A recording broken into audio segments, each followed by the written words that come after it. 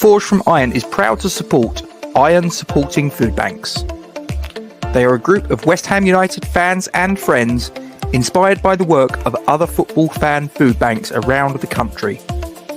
They collect food and cash donations from Newham Food Bank in Beckton, who supply 7 distribution centres in the borough, 7 days a week, and hand out several hundred 3-day emergency food packs every month to families in need. They are also working with other groups to improve conditions for vulnerable adults and children in the Newham community.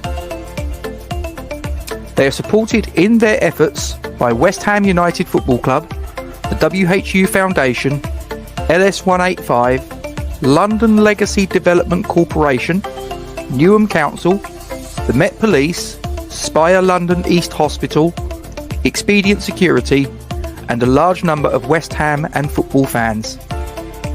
You can help by making a donation to their Just Giving page. You will find the link to this in the description section of the video details in this stream. Thank you for your support. Come on, you Irons.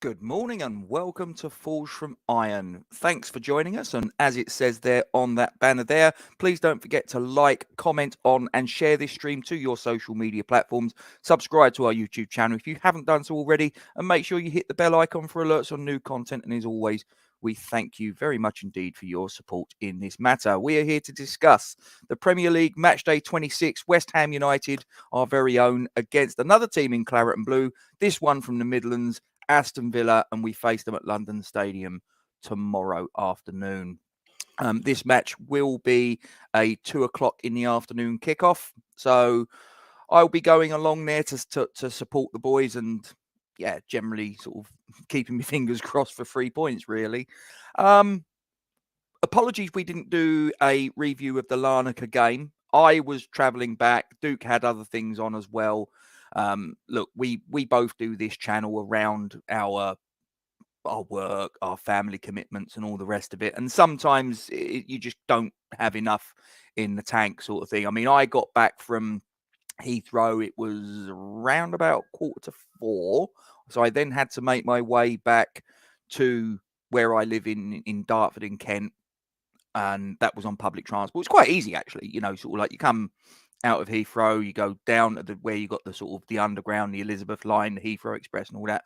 I just jump on the Elizabeth line, bang, takes me to Abbey Wood, jump on another train on one of the other platforms at Abbey Wood, Dartford, bash, I'm home. But that being said, I mean, I walked through my front door. It was around about 6:30 by that time. By the time I'd had something to eat and all the rest of it, I had to go to bed because I didn't book a hotel or anything for the Larnaca game. So I just sort of went in. I landed at Larnaca at around about 9:45 the local time. So I went straight from the airport, found the meeting pub, which is where the collection point was that West Ham had laid on to take fans to and from the ground. And by the time the game had finished, we come back to where we'd been picked up initially, and had a few more beers, met some people. There was someone I actually met on the coach, just completely out of nowhere. And it's still something that I appreciate. I've been doing this for 2 years now, so in a way, it probably shouldn't surprise me as much as it does, but it does. I was talking to 2 gentlemen, and I'm going to mention them. Their names were Peter and Anthony. So hello, hope you're well, chaps. If you're watching this, well, one of Peter, he's the older gentleman, Peter, and his son-in-law is Anthony. And we were just chatting. We was on the coach leaving the stadium, And I was just sort of like talking about the game and things in general. And Peter looks at me and he goes, "You're that bloke off of YouTube, aren't you?" And I just sort of went, "Yeah." It's still something that tickles me, that sort of people sort of. I had it once where sort of like this geezer was looking, he was eyeballing me at a set of traffic lights as we was coming out of London Stadium, and I was with me kids. It was quite unnerving. I'm looking at him, and I'm thinking, "What the fuck's going on here?" sort of thing. And he just turned around to me and he said, he just started talking about the channel. It was like, "Oh, thank Christ for that. I thought he was going to try and kick me head in or something." So yeah, but anyway. But yeah, I did a match vlog. For those of you that haven't seen it, there is a match vlog on the channel. So if you want to see my thoughts on the Larnaca game, pre, during, and post, you'll see it there. It's on the channel, so help yourself. For those of you that are watching either on Facebook or on YouTube, Twitter, if you want to hop over to the YouTube channel, I've actually got a poll running at the moment and I'm going to have a little bit of audience participation where I can.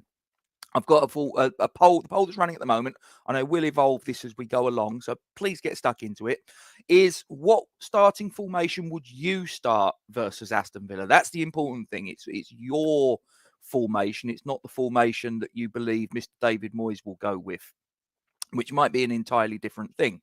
So you've got 4 options there at the minute. You've got option 1 is 4-2-3-1 is your formation. Option 2 is 4-3-3.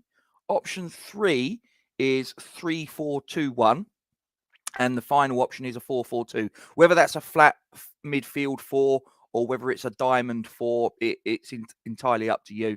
But they're your 4 options. So if you want to get over to the YouTube channel and have a look, please do. It's good to get people involved and see what opinions you've got that are bubbling away there in the beneath the surface. Okay, so the match officials for the game that will take place tomorrow are there on the banner there. You can see that the guy with the whistle is Chris Kavanagh. His assistants waving flags far too late after players are offside, for my money. It really does wind me up. You know, players clearly offside. They let the play carry on. He gets the shot away, and then the flag goes up, and you're like, you could have put that flag up like 30 seconds ago. I don't understand. James Mannering and Wade Smith are on flag waving duty. The guy that I always say has the worst job of the officials, the poor sod with the scoreboard. He's not making any of the decisions on the pitch, and yet he stood there between the 2 benches. And as soon as something happens on the pitch, the referee makes a decision, the linesman gets the flag up. Who is it that gets it in the ear roll? First off, it's the poor sod on the touchline that has about as much influence as you or I in the stand has. Absolutely none whatsoever. And he's standing there getting dog's abuse. But anyway, that is Darren England. And the guys in the VAR truck at Stockley Park will be Michael Salisbury, and he is assisted by Scott Ledger. Right. So we've got 10 votes so far on the poll. So as I say, if any of you guys are watching on Facebook or on Twitter, get yourself across to the YouTube channel and get yourself involved in the polls as and when they pop up. Right. I'm just going to have a little look at the comment section. I realise there's a few of you there that are chatting away. Ed's there. This was a message he posted some time ago. He actually posted this before we went live. So this is Ed. Looks like you're going to get some good videos. You've got some good videos coming up, hopefully. I'd comment on this one this morning, but I'd comment on the one this morning, but it disappeared when I refreshed. Enjoyable. Is that the match vlog? I did see your comment and I actually responded to it, Ed. So it's still there to best of my knowledge. I haven't removed it, that's for sure. Charlie, hope you are well. Hope you are good. Ken, thanks, mate. Looking a bit red. It's possibly the lighting, mate. It's possibly the lighting. I mean, I was in Cyprus for what amounted to less than 24 hours anyway. It was less than 24 hours. So if I've got a tan, it's quite minimal. Ahmet, hope you are well. Hope you are well, sir. You've gone 4-3-1-2 would be your formation. Well, I guess if you're going to put a vote on the poll, then I'd probably suggest go for 4-3-3 because 4-3-1-2 is essentially a bastardized version of 4-3-3, isn't it? It's just that one of the front 3 you're slightly withdrawing into the hole, as it were. So if that's what you're gonna go with, mate, I'd suggest you go with 4-3-3 on the poll choices. So yeah, I'm going to end that fairly presently because I want to sort of move on to the next thing. So you'll have noticed, obviously, that Duke's not here at the moment. If Duke is in a position to be able to join us, he will do so in due course. And if he isn't, then he won't. It's as simple as that. I will just have to sort of plough on myself. So I appreciate that. I'm never going to assume that people that are watching this necessarily know an awful lot about the team that we're facing, because obviously the game of football is always drawing in new fans from around the globe, and there might be an awful lot of curiosity. People might not necessarily know an awful lot about football as a general concept. People might not know an awful lot about the team that we're going to face. You know, they might support West Ham, but they might not necessarily know who Aston Villa are. So I've put a little piece together. This will contain basically who are Aston Villa, where are they from, sort of what a little bit about the club in general. And then there's two players, one that I've selected from Aston Villa and one that Duke selected from West Ham, as the two players that we think are going to be key to each team's chances of getting a result on the day. So here we go.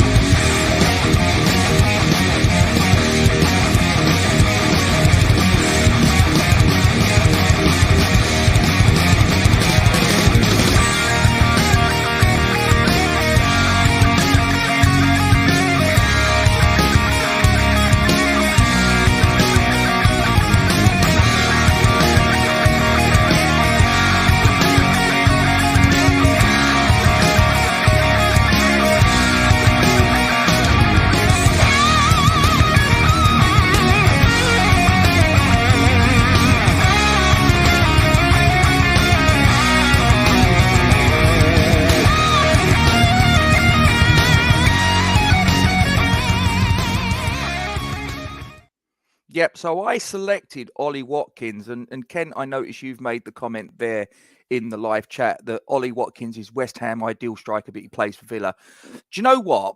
When he first went to Villa, I did look at it and go, that's an awful lot of money. As it said there on the video piece there, he went for 28 million plus add-ons. The add-ons could eventually take that total to 33 million. And at the time, I did think, that's a bit heavy for a guy that's never played Premier League football, and you're not quite sure how he's going to adapt. Is he going to hit the ground running? Is he going to do this? Is he going to do that? I've got to say, I've been super impressed with Ollie Watkins as a Villa player, and he's a modern forward in the sense that he's not an orthodox number 9. He's a guy that can quite easily drift out wide, and he's quite happy playing on the wing as well. He actually describes himself as a number 10. He was asked the question, how would you describe yourself? And he personally describes himself as a number 10. Now, I appreciate that, as with any striker, forward, whatever you want to term Ollie Watkins as I say, a modern day forward, as Ollie Watkins is, he's only as good as the service that he's provided. Well, the service that he's been provided has functioned very, very well, it has to be said. And I appreciate that we're also going to need to keep them quiet as well. You know, that midfield of Buendia, Douglas Luiz, you know, all these guys, and Kent, who's in the chat, he did a very good piece, which is on the Forged from Iron Facebook page. So go and have a look. Kent will regularly contribute to the channel, and he's a very, very good analyzer of teams, of players, and all the rest of it. We are going to have to keep the midfield under lock and key, but any opportunity that Ollie Watkins gets, he's banging form at the minute. I mean, if you look, and this has actually come about since Unai Emery's come in through the building. I think his output under Steven Gerrard, he wasn't quite as effective for whatever reason. How much of that you attribute to the player, how much you attribute to the manager setting up the team around him is up to you. But the stats since Unai Emery have walked through the door, quite incredible. And if you look at just his last 6 Premier League games, he scored 5 goals. This is a guy that's in absolutely scintillating form, absolutely red hot. Mark's just come in with a comment there. That's exactly what Scamacca does. I take it you're referring to a guy that's sort of like quite happy, sort of drifting out wide. And yeah, I mean, Scamacca, I'm hoping, is our version of Ollie Watkins. I have to say that at the minute he's not on the level that what Ollie Watkins currently occupies. What reason you have that down for? I would suggest it's probably more down to the tactics and the setup around him than it is the player himself. But that's just my opinion as a season ticket holder, as someone that watches the games and all the rest of it. Right. So I'm just going to really quickly go in and I'm going to end the poll right there on the formation question. And yeah, just waiting for it to come up. The system's a little bit slow. It's playing catch up. That's great. Hang on. Let me just whiz that forwards. Something's gone wrong here.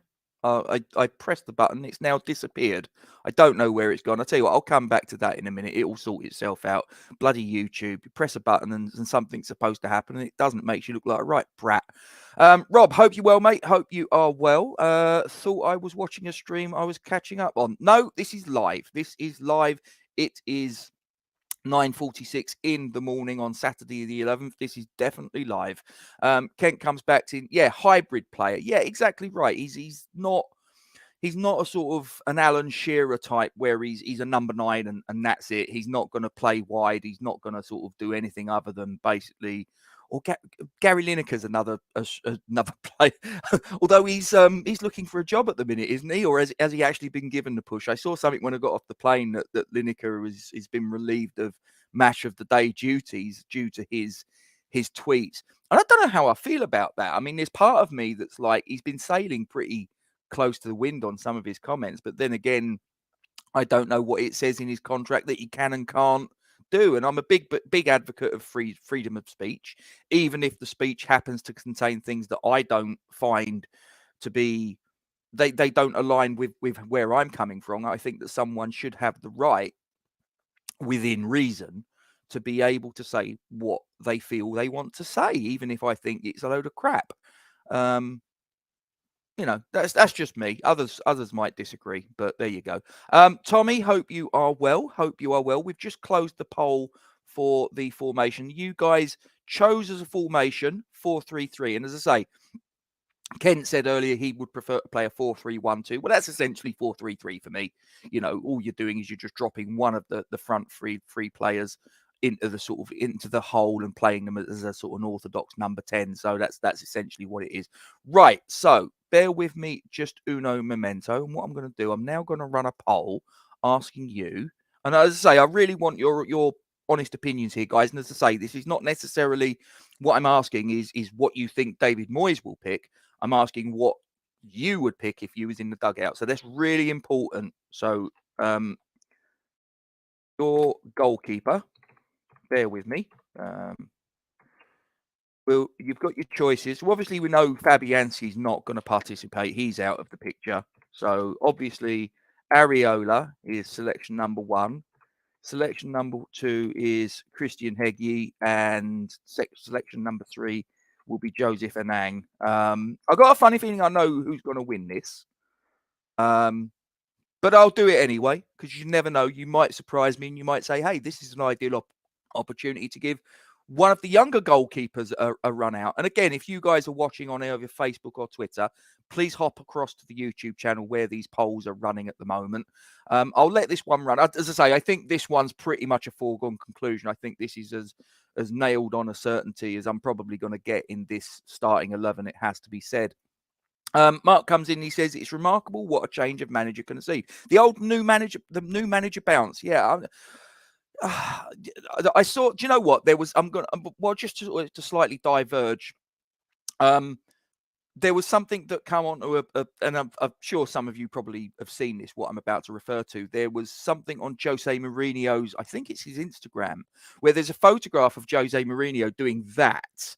Now, we as West Ham fans see someone doing that, and we're going, he's a West Ham fan, or he's going to come to West Ham, or well, all sorts of thoughts start to run through your mind as a West Ham fan when you see someone out there doing that. Apparently, there's an alternate reason. It's the story is that it's something to do with he made this gesture years ago when he was the Inter Milan manager. So we're going back, 13 years, give or take. And he did this gesture because it was something to do with he essentially he felt like he was being silenced, he was being held back, whatever. And he did this, and this was meant to be a gesture of handcuffs. Now, I don't know about you. If I wanted to make a gesture of being in a set of handcuffs, I would do something like that. I wouldn't do something like that. Now, I think that Jose Mourinho knows the rumours that have done the rounds. He must know the rumours that have done the rounds about him possibly having contact with David Sullivan. And even if that hasn't happened, even if Jose Mourinho has had no contact whatsoever with David Sullivan and has no intention of ever becoming West Ham manager, at least for the foreseeable future, he knows precisely what the rumours are doing around. He is a provocative fucker, isn't he? Doing that and then turning around saying, "Oh, it harks back to his days as Inter Milan manager." I'm like, do me a favour, mate. Kieran, hope you are well. You obviously got back to Australia in one piece, and I got to Larnaca and back in one piece, so we're doing well. I've got to say, just on that, Aegean Airways is who I flew with, and I flew from Heathrow to Athens, Athens to Larnaca, and then did the same coming back. I got to say, they were brilliant. I know it's sort of like they're possibly a bit of a more budgety airlines than certainly a British Airways or a Virgin or whatever. They were excellent. Do you know what really annoyed me though? Was on the leg from Heathrow to Athens. I thought I'll get a bit of kip. So I just had a kip, and I wasn't really too bothered when the sort of like trolley come along, because in my experience, when you've been on an aeroplane, whenever I've been on an aeroplane and you get them coming along, they charge you through the roof prices usually, sort of like for what you're buying a lot of the time. So I really wasn't bothered. And before I left Heathrow, I went into like there's Terminal 2, there was a Fuller's pub there. So I went in there and I had a bit to eat, and fine, no problem. So I wasn't really that bothered. But when we did the leg from Athens to Larnaca, I got chatting to a guy, and he'd been on the same flight as me previously, the one from Heathrow to Athens. And he turned around and said, "No, that the food and the drink was free." And I went, "What?" He said, "No, it was part of the ticket price." No one had told me that. I was like, "Oh, bloody hell." I'd have probably just taken a sort of can of Coke and a sort of like a cheese roll at a point of principle, if nothing else, because I've paid for it. I might as well take it, even if I'm not hungry. I can have it later.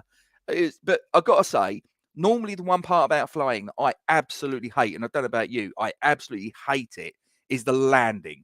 Normally, when I get on an aeroplane, normally the captain is probably someone that, as far as their landing ability is concerned, makes me think that they're like a sort of like a temp with a bad attitude. Do you know what I mean? It's like they're trying to drive the landing gear through the concrete. And it's like I always get that captain. Do you know what? All 4 flights that I went on to and from Larnaca, it was like just sitting down on a bed.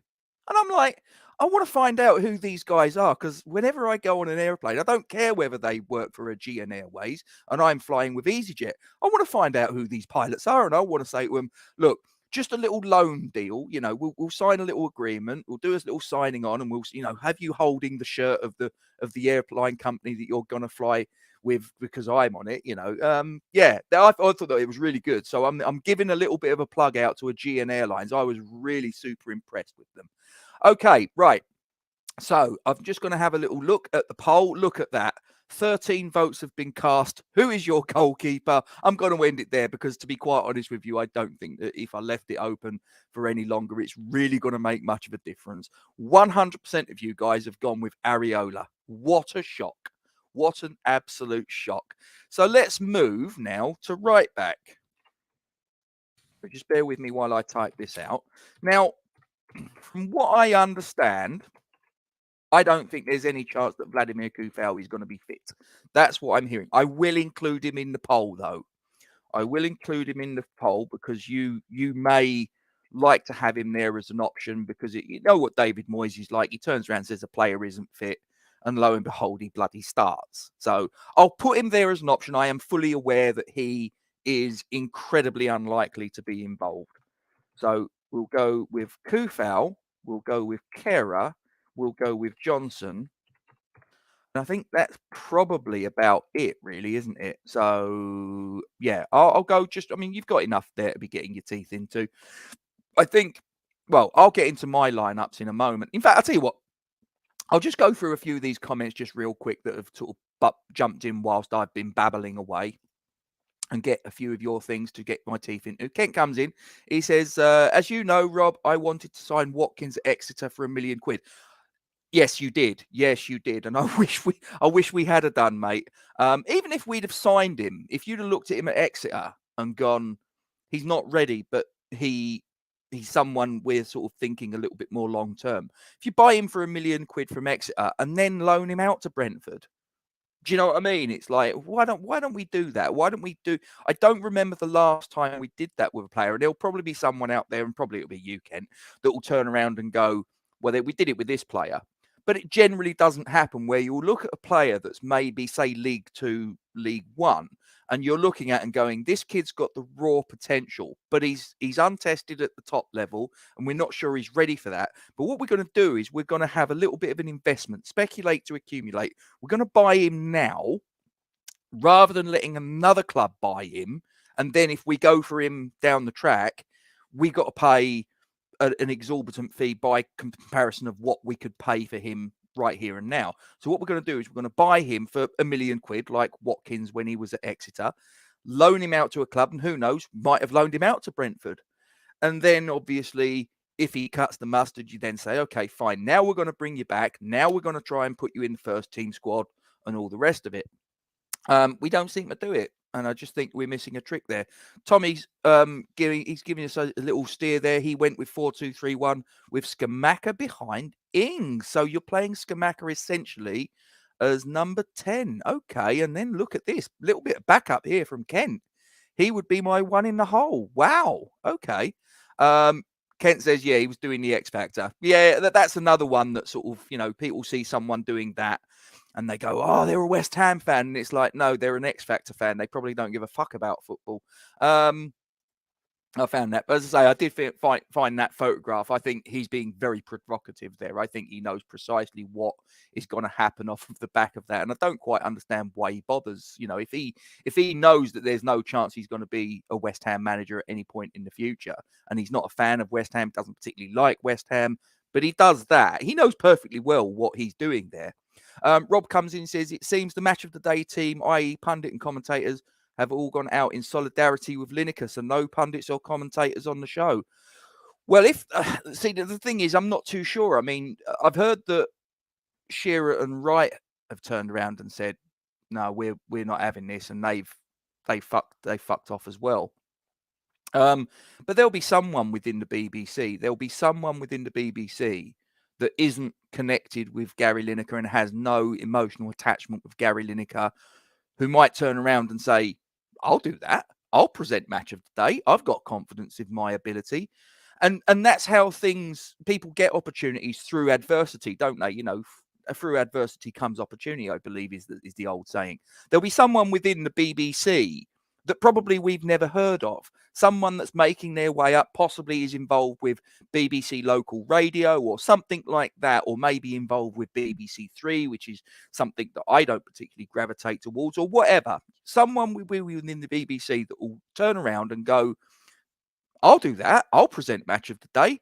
If you need someone to do it, rather than letting down all those people and sort of like having to cave in to Gary Lineker. And like I say, I'm not making a judgment on whether Gary Lineker is right or wrong, whether the BBC is right or wrong. I'm just saying that someone out there in the BBC's structure will, like I say, not be that emotionally involved with the situation where they're going to turn around and say, well, no, I strike also in solidarity with Lineker. They'll turn around and say, well, I've got nothing to do with Gary Lineker. I've never met him. I don't know him. I've got no emotional attachment to him. But I tell you what, I think that I'm good enough to be able to step into his shoes. And I think I could do as good a job as him, possibly better. So why not? No, it wasn't a mock-up, mate. It was absolutely genuine, absolutely pucker. Raja, hope you're well, mate. 180 million spent, none of them are stars. It is ridiculous, isn't it? The one thing I was worried about, and this is not me being wise after the event, honestly, I believed it at the time. I was happy that we'd sort of done all that business in the summer, in theory. I did wonder if it was possibly too much, sort of like a revolving door sort of situation going on. And I was also a little bit concerned because it did seem to me to have an awful lot of players that had little to no experience of Premier League football. And I think that's absolutely invaluable. Right, okay, the right back question. Let me just wind back to that and have a look. So Kufel, oh, interesting. So you would start Kufel. Now, he probably won't. As I said right at the start, before I opened up that poll, I did make the point that it's incredibly unlikely that Kufel will start. And again, if you're watching on Twitter, if you're watching on Facebook and you have an opinion on who you would play at right back in the game that takes place tomorrow, please pop across to YouTube, get your vote in, because I'm going to close this fairly presently. As I say, I did say initially that I think it's unlikely that Kufal will start. I don't think he's going to make it, but I have included him as a right back option. And at the moment, 58% of you would choose Vladimir Kufal. 38% of you would go. Well, it's actually just changed, so it's now 62-38 for Kufal against Johnson. Kera's not got a vote. Kera's not got a vote. I didn't think he played that badly against Larnaca. I just think that he's an accident waiting to happen, isn't he? The one thing I do wonder, I wonder how he'd do in defensive mid, because he's played there before. He's played there for Paris Saint-Germain. In fact, I think he played for them in a Champions League final in that position. So I wonder what he'd be like as a DM. I don't know. It's just a thought. Right, I'm going to close this now. Kufal's won it. As I say, I don't think he's going to start at all. He's got 61% of the vote. Okay, so now, I suppose if I've asked you for your starting right back, I suppose I've got to ask you for your starting left back. So bear with me. And as I say, the important thing here is with all of these guys, it's really important. This is your preference. Who would you put in for the game tomorrow, for whatever reason, in these positions? Not necessarily who you think David Moyes might pick. You might have thought, yeah, I'll play Kehrer at right back, not thinking in a million years that Moyes was ever going to do it, or whatever. Or he's going to play Flynn Downs alongside Declan Rice. Probably not going to happen, but you might like Flynn Downs. So if I put that in as one of the options, please do. And all these will be on the basis of the formation that you've chosen, which was 4-3-3, wasn't it? I think. Hang on. Let me just wind back. I'm sure you all chose 4-3. Yeah, you did. 57% of you voted for 4-3-3. So basically from this point in, everything that comes off of that will all be on the basis of a 4-3-3 formation. Right, so Cresswell will be choice number 1.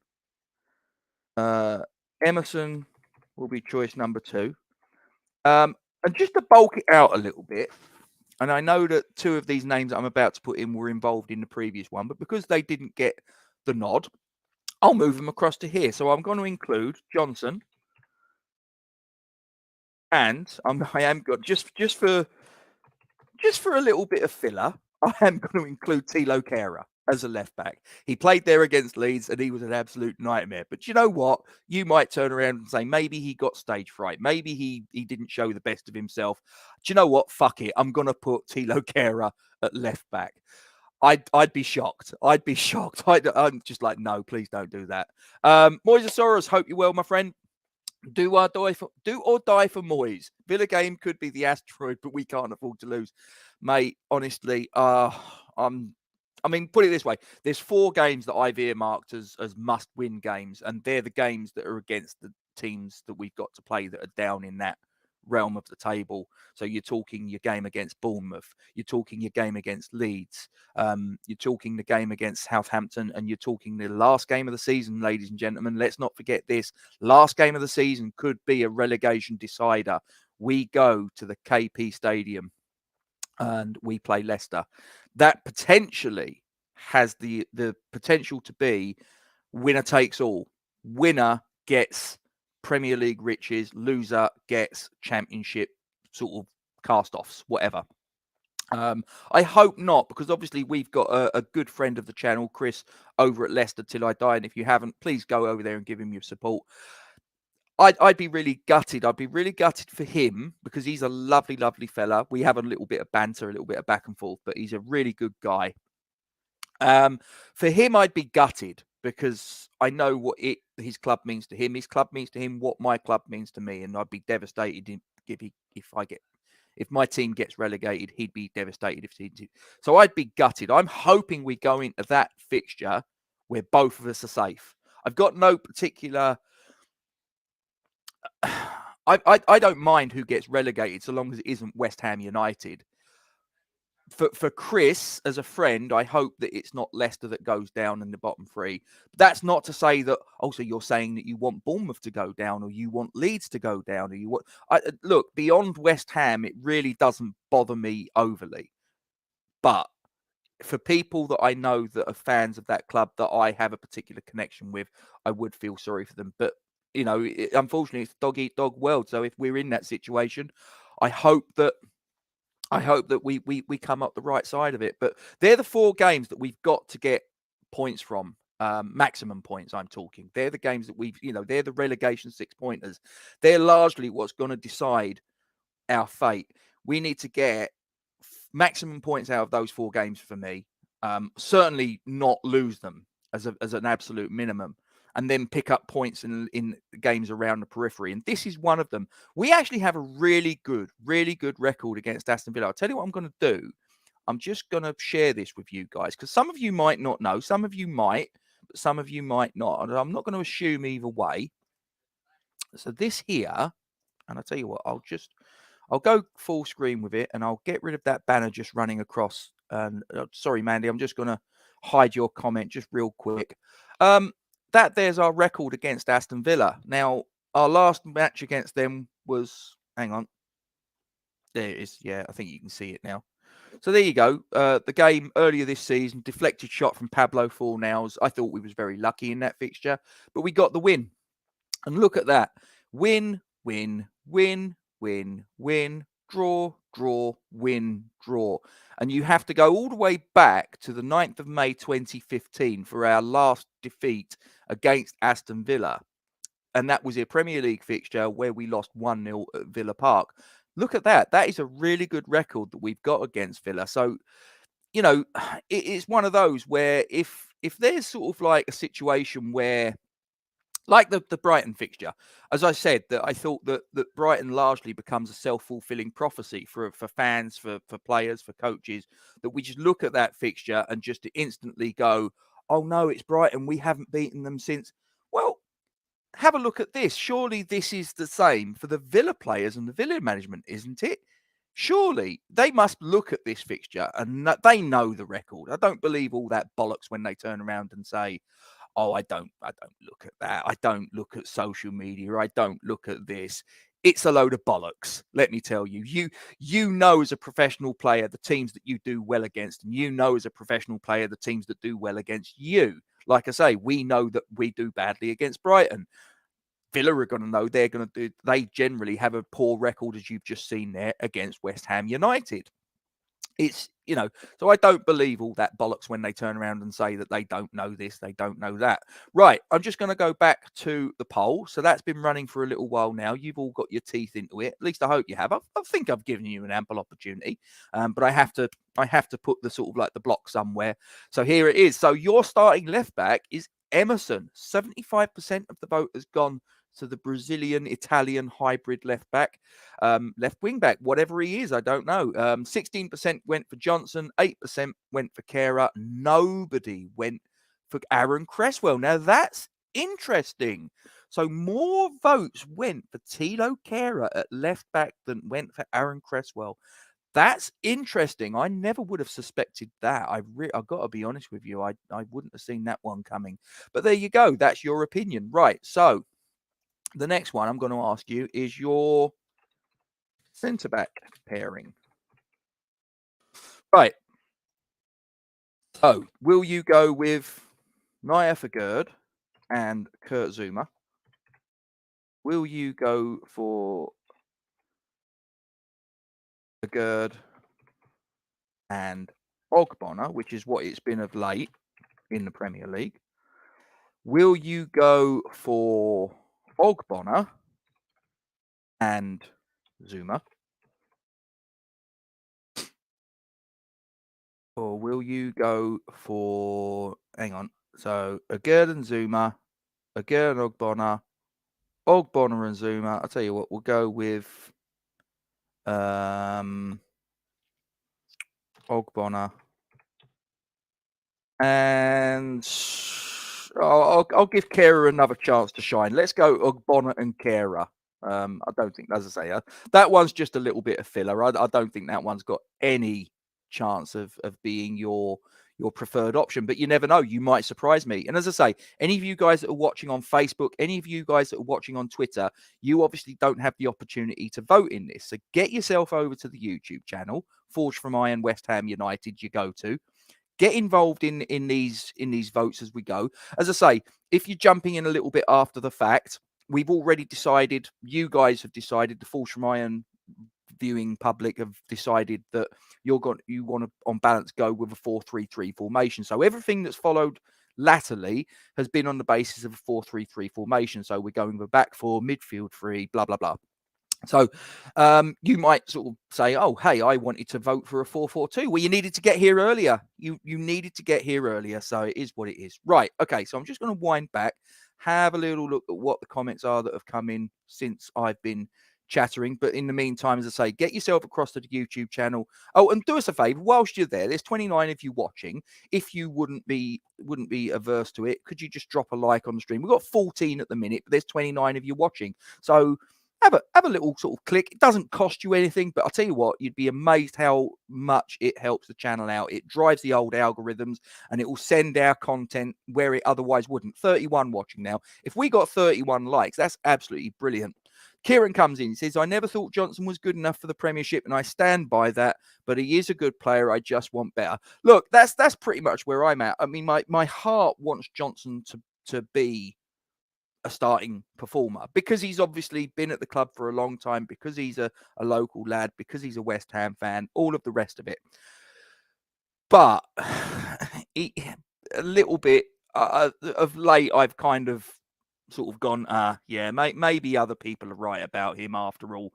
Maybe my heart is rolling my head. Maybe I've got a little bit too much sympathy, if you will, or nostalgia, whatever the emotion is that makes me want Ben Johnson to be our starting right back, left back, centre back in a three, whatever. I want him to have a place in the team, but I do look and go, but there's just better options there. There just is. I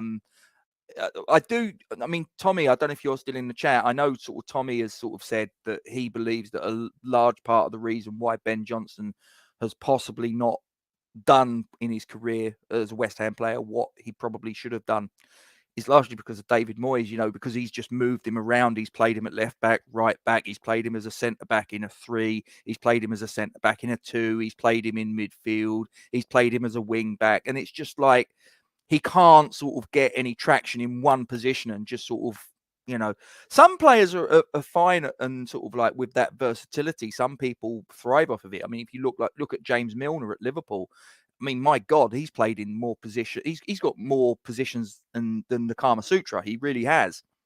But not everybody thrives on that.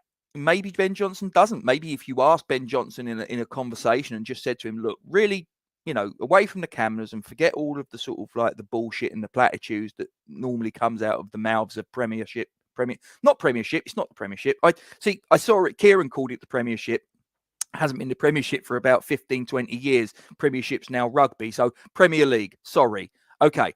You normally get a load of bullshit that comes out of the mouths of Premier League players when the cameras are rolling. If you got him in a room on his own, cameras off, and said, look, do you like being shunted around? Do you like that versatility? He'd probably say no. He'd probably turn around and say, no, look, I am a right back by trade, and that's really where I want to play. And I don't feel that my career actually is helped by being shifted around like this. He probably would say that. But obviously, when the cameras are rolling and you asked him that question, he'd probably turn around and go, oh, no, I'm happy to do my job. I just want to play for West Ham United, blah, blah, blah, blah, blah.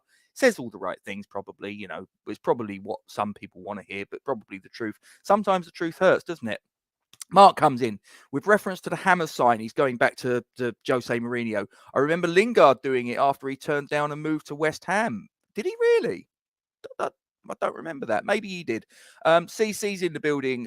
No, he is right. All they have said No, they aren't crossing the line, and the BBC have announced it will be pundit free. That might change, but that's the latest. Okay, interesting. As I say, I only saw this when I got off the plane yesterday, and I'm like, yeah, whatever. I mean, if Lineker's sort of like not presenting it, like I say, there will be someone that will look at that as an opportunity, and rightly so. You know, if you've got someone in the building that's young, fresh, and can do the job. I mean, you know, the one thing I will say is that there's been a lot of movement as far as pundits are concerned, Sky, BT, whatever, and they've sort of shifted out the old guard. You probably know what I'm referring to. And some of it, I'm like, look, you know, nothing stays the same forever. And it's the old saying, you only like change when you like the change, sort of thing. So I appreciate that you've got some people that will just sort of like be, no, I want it to stay this way forever. And you can't have that. It's got to evolve, it's got to adapt, it's got to change. But some of the people that they've got in to replace them, I just look and go, they can't string a sentence together. I mean, seriously. And I'm not going to sort of name names. I mean, if you sort of want to sort of throw names out there as this pundit shit, that pundit shit, that's fine. It's up to you.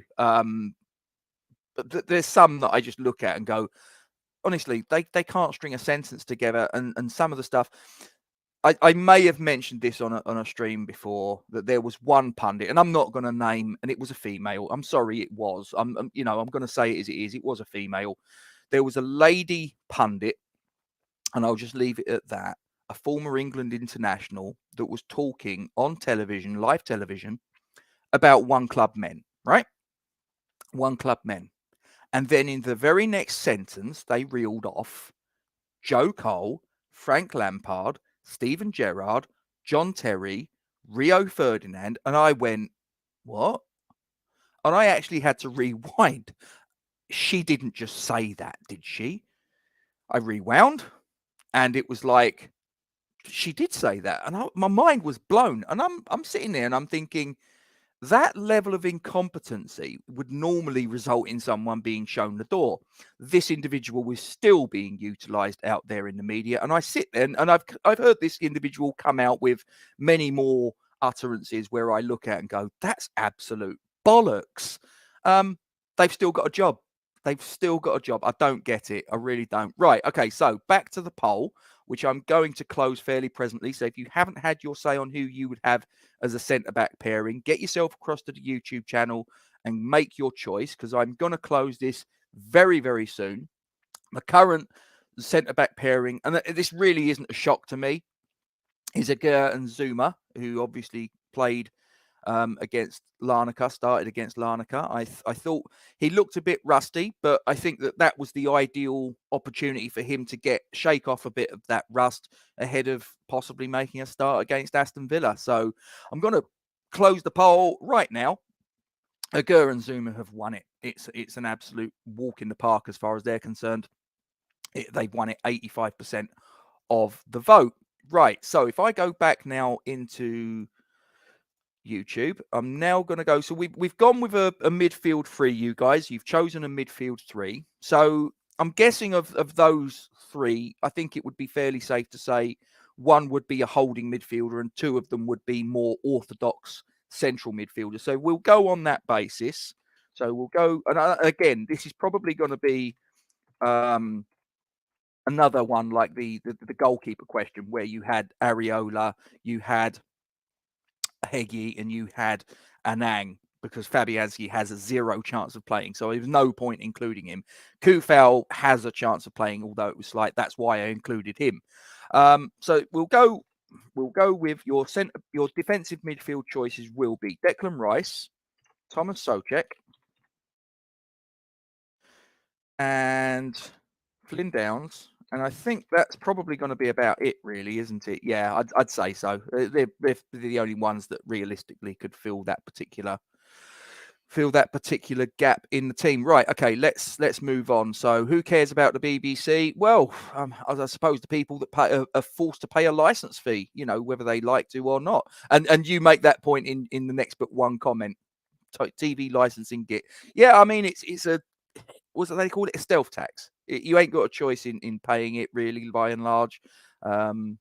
It is what it is. Ken, there'll be somebody who wants to climb the greasy pole to see career opportunity. People will cut throats for advancement. I wouldn't say it's cut throats. I mean, look, let's put it this way. If you was a young, up-and-coming, aspiring presenter of Match of the Day, and you didn't know Gary Lineker, so you don't have any emotional attachment, you don't have any loyalty, and it's not necessarily a case of you cutting Lineker's throat. But if you're saying you're sort of like your early 30s and you see you're looking at this and you go, I'll back myself. It's not I don't believe it would be cutting his throat. I mean, if it was a mate of his, let's say it was Alan Shearer that did like the Billy Bonds Harry Redknapp scenario that a lot of fans like to sort of point to and say, he stabbed him in the back. Well, that would be different. That would be a cutthroat sort of thing. But if it was someone that had no emotional attachment to Lineker, I just think, yeah, fine, whatever. If they could do the job, if they went into the hot seat tonight, if they got someone on Match of the Day tonight that everybody looked at and went, who the fuck's this geezer? Or who the fuck's this bird? Because it could be a female. There's nothing to say it couldn't be a female. Let's be completely honest. I've been watching the Europa League and Europa Conference League on BT Sport, and was it Seema Jaswal and Jules Breach? Excellent, absolutely excellent. Breath of fresh air. I've got no problem with a female doing that role. Laura Woods on Talksport, brilliant, absolutely, and she knows football. There are some females that I think are involved in football broadcasting that I look at and go, they haven't got a fucking clue what they're talking about. But if you can get someone in like a Seema Jaswal, like a Jules Breach, like a Laura Woods, I know that Laura Woods is sort of Sky affiliated. I'm saying someone like that presenting Match of the Day tonight, I'd say brilliant. Progress, fine. Lineker, thanks very much. See you later off down the road. 180 million spent, says Ken, works out 20 million per player. Not much in today's standards. No, you're right. If you break it down like that is absolutely correct. Right, let's have a look. How is the poll doing? It's not as comprehensive as the Areola question. We've got 89% of you that have voted for Declan Rice. We've got 11% of you that have voted for Flynn Downs. Interesting. Flynn Downs is ahead of Thomas Souček in that particular contest, although it probably shouldn't surprise me. I think that Thomas Souček's been actually harmed by the way that he's been utilised. I mean, obviously Lingard walks through the door. He's asked to operate more as a shield. And obviously, if you look at his goals output, basically from the moment Jesse Lingard walked through the door, and that from that point onwards, his goal output nosedived. And I don't think that it's purely down to Thomas Souček. I think it's partly down to the way he's been utilised. That's just my opinion. Providing we replied 11 players, says Mandy. Brighton's team cost less than 60. Is that right? I never knew that. Bex, hope you're well. Jumped on to say a quick hi. Give it a like and a share. Thank you very much. Brentford is another example of a well-run club. Brighton, Brentford, it can be done. Bisonhead, hope you are well, Ad. Hope you are well. If we draw or lose to Villa, I honestly think we're down. I think a draw. It depends on the other results, I suppose. I mean, let's have a look at the other fixtures that go on in this match weekend. So you've got a match that takes place today at 12:30 between Bournemouth and Liverpool. Now, Bournemouth gave Arsenal an awful lot to handle, but they still come up short. So I think their confidence is an interesting one, isn't it? Because is their confidence going to be up because they've come up just short against a team that in all likelihood could be the Premier League champions at the end of this season? Or are they going to feel quite deflated and dejected? And they're going in against a team who has just beaten, I would say, their most bitterest rivals. Yes, I know there's that cross-city rivalry between Liverpool and Everton, but I believe that the rivalry is much more intense, much more tribalistic, more hatred between Liverpool and Manchester United than there is between Liverpool and Everton. That's how I perceive it as a West Ham fan that's born and brought up in London. They've just beaten their most bitterest, hated rivals 7-0. their confidence is going to be up, and they know that from here on in, they really can't afford any slip-ups. If they're gonna make a real play for Champions League, they've absolutely got to get every single point that's on offer. I think this will be a win for Liverpool. I really do. So Bournemouth ain't getting anything this weekend, I don't believe. Leeds versus Brighton. Now, that's the interesting one, really, for me. I think, Brighton, they're doing really, really well. But Leeds at home, I don't know. Big atmosphere, all those sort of Yorkshiremen in there, sort of marching on together, blaring out from the stands. I don't know. I think that Leeds might get a point there, I'm not sure about that. Everton, Brentford. Again, Sean Dyche, he's got a little bit more out of them than Frank Lampard was getting. It's not sort of perfect by any stretch of the imagination, but Brentford, again, I mean, they're doing really well. I mean, Ivan Toney, whether he should be playing, whether he shouldn't be playing, morally, he is. And he's still scoring the goals. I don't know how that one's going to go. I mean, again, that's one that literally could go either way. I think the Bournemouth-Liverpool one is pretty cut and dried for me. That's Liverpool. I think the Leeds-Brighton is on the knife edge, as is this one here, Everton-Brentford.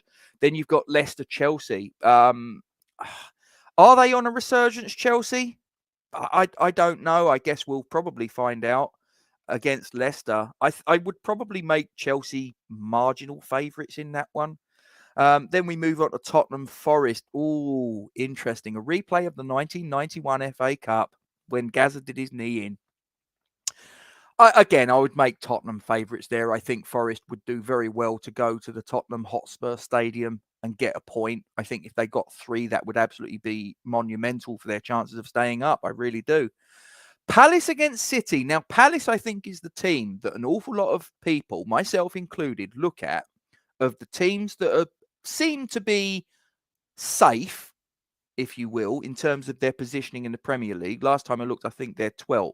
But there was someone on TalkSport a few weeks ago that made the point that and this was like 2-3 weeks ago, and they said that for the remainder of the season, virtually everybody that they have left to play is above them in the Premier League table. They've got a really shocking run of results.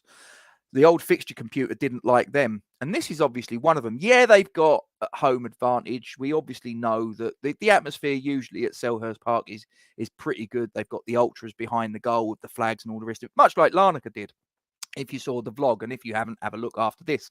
I think, again, though, Man City know that if they've got any chance of reeling Arsenal in, they can't afford to slip up at Palace. They can't even afford to draw this game, let alone lose it. So I think that Man City will get the 3 points here. I really do. Then we move on to tomorrow, the same time as us, is Manchester United against Southampton. Again, I can't see any way that Southampton, and forget the 7-0, let's be honest. Man, that was just a collapse in the second half by Manchester United. I agree with what Gary Neville said, that they were in that game at half time, 1-0 down. They were still in the game. But that second goal, 40 seconds or whatever it was into the second half at Anfield, that just completely took the wind out of their sails, and Liverpool's tails were up and they just went bang, bang, bang, bang, bang, 7-0.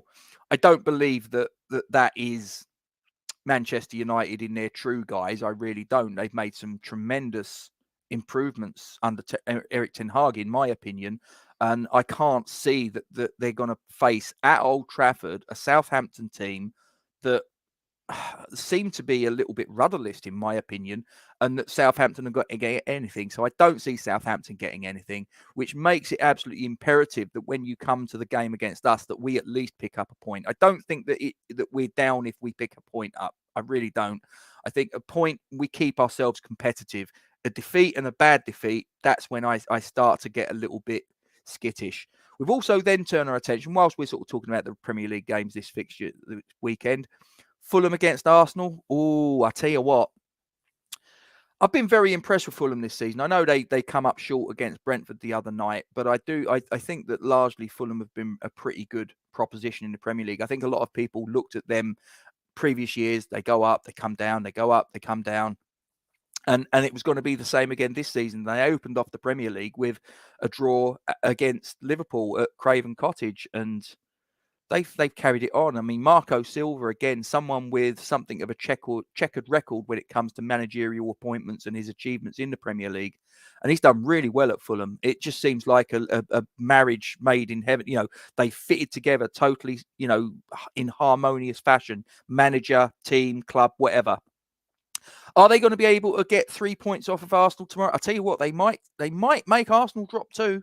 I think there could be a draw on the cards there potentially. And then you come, just to finish it off before I move on any further, Newcastle Wolves. Again, there we need, for our own reasons, we need Newcastle to get all 3 points. But this is a Newcastle that in recent weeks has started to stutter and not scoring goals as freely as they did earlier in the season. Craig Dawson, could he be part of a Wolves team that goes to St James's Park and gives them a bloody nose? Do you know what? That wouldn't actually shock me. It really wouldn't. Anyway, I've been rambling on a bit. So, right. The poll I'm going to close now. The defensive midfield you guys have chose is not really a shock, is it? It's Declan Rice. He's got 91% of the vote. So there you go. Right. We move on. I'm now going to ask you guys who your choice as your central midfield partnership is concerned. So bear with. Will be. So if Dec's going to be the holding midfielder, I will give you the choices of Paquetá and Souček. Give you the choices of Paquetá and hang on. Would if I got the right bloody field going? Right. It's Paquetá and Fornals. I'll give you Souček and Fornals. And I tell you what, I will get him in there. We will go Paquetá and I'm torn. I was going to put Downs in, but do you know what? I was, and I know you have to factor in the level of the opposition that we were playing in Larnaca, which is probably about League One standard. But I thought Lanzini had a cracking game. I'm going to put Lanzini, and I tell you what I'm going to do. Right, I'm going to put Lanzini, and I'm sorry, Flynn Downs. I love him, I really do. Don't think that that's any slight on him, but I just I saw that performance against Larnaca. I thought he retained the ball really well. Like I say, I know they're not a great team. I know that it's not exactly great sort of opposition that we were sort of going against, but I thought he played really well, did Lanzini. I thought he retained possession. I thought he was moving the ball well. He was busy.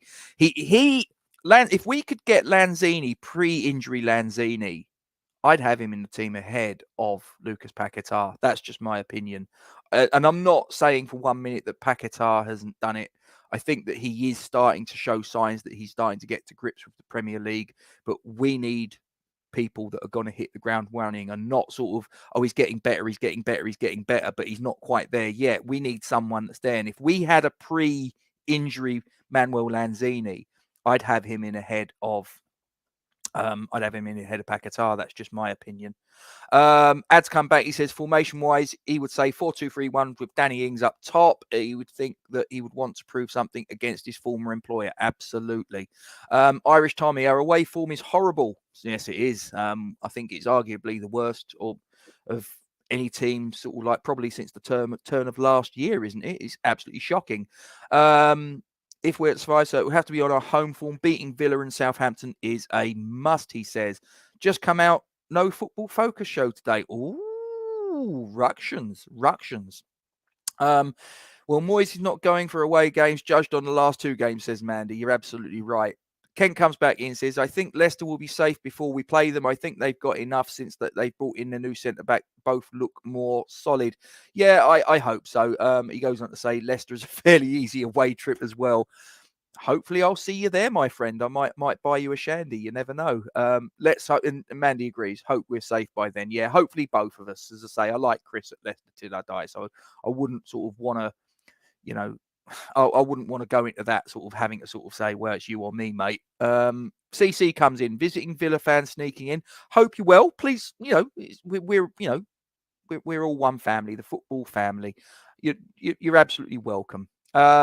We do think you are our bogey team. Look at the last match at Villa Park. Yeah, I mean, look, we were shit that day. I'm not gonna hide away from it. We were absolutely shit, and we got lucky. Massive deflection off of Pablo Fornals' shot that spooned it up over a despairing Martinez. So yeah, it's so there you go. There's a Villa fan confirming that we are seen as their bogey team. So the way that we as West Ham fans perceive Brighton is the way that Villa fans perceive us. But yeah, Emery, I'll tell you what, he's been an absolute revelation for you guys. And this was a guy that got absolute pelters when he was the Arsenal manager. And yeah, I mean, you looked at his CV before he was Arsenal manager. What, he'd won about 3-4 Europa Leagues with Sevilla. This is not a guy that's you should turn your nose up at, but Arsenal fans did. Obviously, he followed in after Wenger, and unless he went in and won like Wenger did in his first full season, he won the double in his first full season at Arsenal. And unless you could walk in and follow a legend like that and hit the ground running, you're probably going to struggle, and that's what he did. But he's come in and he's shown himself as a very capable manager. Obviously, he was at Villarreal, wasn't he? Before that, won the Europa League again with them. Really good manager, and it seems to be working so far for Villa. So good luck to you, CC. Just not tomorrow. The carer vote must be Villa fans, possibly. That's all right, CC. Don't worry. We know what's going on. I'm a little bit behind on the comments, but please indulge me. If you haven't, as I say, if you're watching this on Facebook or YouTube, if you watch it on Facebook or Twitter, we got 32 of you watching at the minute. 23 likes, so it would be I think it's 23 likes. I think it's a little bit behind, but whatever. If you can get a couple more likes, I'd be very, very happy. That's all right, CC. Listen, if you want to vote, you can join in. You've got an opinion. It's just that you're obviously going to give it from a slightly different perspective of the rest of us. If you see if Ings bench, that's definitely you. Not a problem, mate. I understand. Not sure we should start Danny against his previous team. Ooh, interesting. I think he will start. He scored 2 in his last home game. He's got to start. But unlike the previous game that we had in the Premier League, where everybody I know that either went to the game or saw it, so I didn't bother, to be honest with you, because it was like, why would I want? I've saw the goals, but why would I want to see anything more of our general play in a game where it was a 4-0 spanking, and I'm being told from everybody that watched it live, that it was a shit show? Why would I want to watch that? So I didn't bother. But everybody turned around to me and said, poor Danny Ings cut a really lonely figure up top. He just got no service at all. That's what we need to do. We need to give the guy service. It's not rocket science. Give the guy an opportunity. He's a striker. He'll make an opportunity. If you give him an opportunity, he'll make it count more often than not. Daniela, hope you're well. I know it's not great at the moment, but we're not down and out of this by a long way. I agree. I think that we need to sort of step our game up a little bit, but we're still fighting. We have to not turn on the team and club and each other. There's enough fans out there digging us out. Yeah. Listen, I've got no problem.